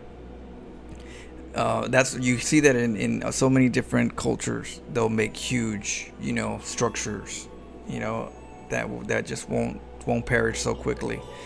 Like even in us, the White House, the monuments and stuff, some of those are built, to last. But it's just a representation at the same time. Yeah, and of what? And you also must remember their belief system is different from ours. Of not falling. So, yeah, but I mean, our belief system currently, you also have to think of like what a civilization believes, right?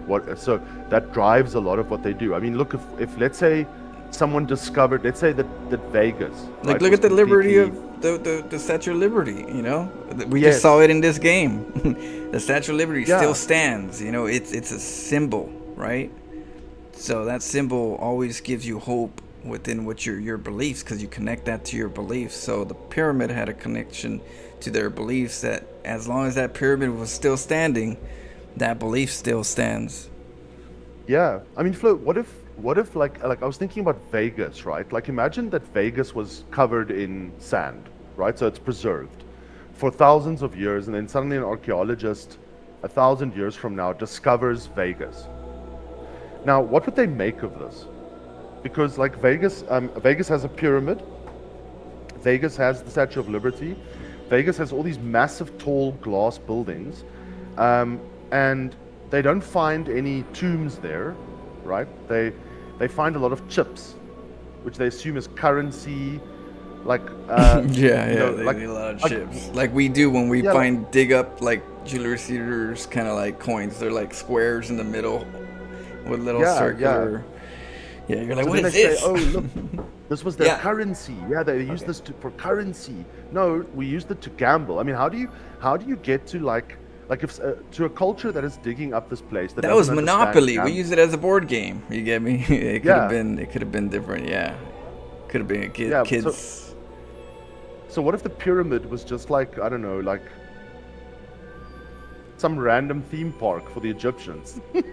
When we're like, oh man, it's got to do with the stars. Right. Well, when you put your beliefs into the stars like they did, and that lines up with astronomy and the locations and everything and all that good stuff. I'm sure the solstice, the summer solstice and the winter solstice are pinpointed somehow through that. It's their belief, it's the stars, the heavens. They really the afterlife. They respected the afterlife. So their enjoyment of recreation was probably different than ours. Yeah, and also, Flo, you must remember, I mean, for a group of people that lived on Earth, remember that, like, if you think about, like, ancient Egyptians, now I'm making a lot of assumptions here, okay? You and But, I both. yeah, we're making a lot of assumptions, but it's interesting, these thought experiments, to, like, just play them out and see where they go. But, I mean, think about the following, like, you know, we live in cities right now, okay? With lots of light. If you live in a large city and you look up at the sky, you can't really see anything. You might see a few stars, but you're not really seeing anything. Now, and we also know, because we've been taught from an early age, what are stars, what are planets, what is out there. It's space, it's a vacuum. We revolve around the sun. So we've got the scientific understanding of the universe. For ancient man, you know, when he saw trees move in the wind, he didn't think, oh, you know, there's the wind particles are moving the tree particles. He thought, the trees are alive, you know, they are talking to me. When there was an earthquake, he didn't think, oh, there's tectonic plates moving. He thought the gods were angry. Right. Or there was some demon, right? So the thunder, right? The gods are bowling. Yeah, so the point is, if you're like in ancient Egypt and you look up at the sky, you're going to see the entire universe. It's, you know, if you ever been to like a very rural area where there's no when there's no light and no fog, no. Up, it's overwhelming when you see the sky. It looks fake. The stars are so plentiful that it looks like someone just painted it on the sky. I'm like, this is amazing. Yeah, so how would ancient man look at that every day? Yeah, how would ancient man have viewed the stars? They would have viewed them as unbelievably supernatural. It's where the universe comes from, right? So why would they not create their buildings to match the heavens that they see every day? Remember? Exactly. Yeah. That's totally true. I agree. All right. Well, we'll continue this later. Thomas will be casting some replays for about an hour. In about 40 minutes. I just gotta eat and stuff, so I'll do that, and then I'll take a break and relax for tomorrow. We're gonna play some Talos tomorrow, solve some puzzles, maybe. If Acronom's up for it, then we'll get it done. Hopefully you guys enjoyed this episode. It was an interesting episode. Yeah, we went off topic quite a bit, but GG's Timo, GG's guys. Thanks Flo for the games. It was fun. No and problem. Well done on the cheese. Yeah, well done. We did it. We're doing it good. Yeah, Thomas, no problem. I'll just do them as I go in, and I'll always keep doing them. You'll know when I do it, but I'll kind of I'll space it out just in case. Sometimes you might not have some, and I'll have some to put. All right, guys. Well, peace out. Have a good one. Finn, Senpai, Thomas, Jacoby, and thank you for that last little tip, little Easter egg.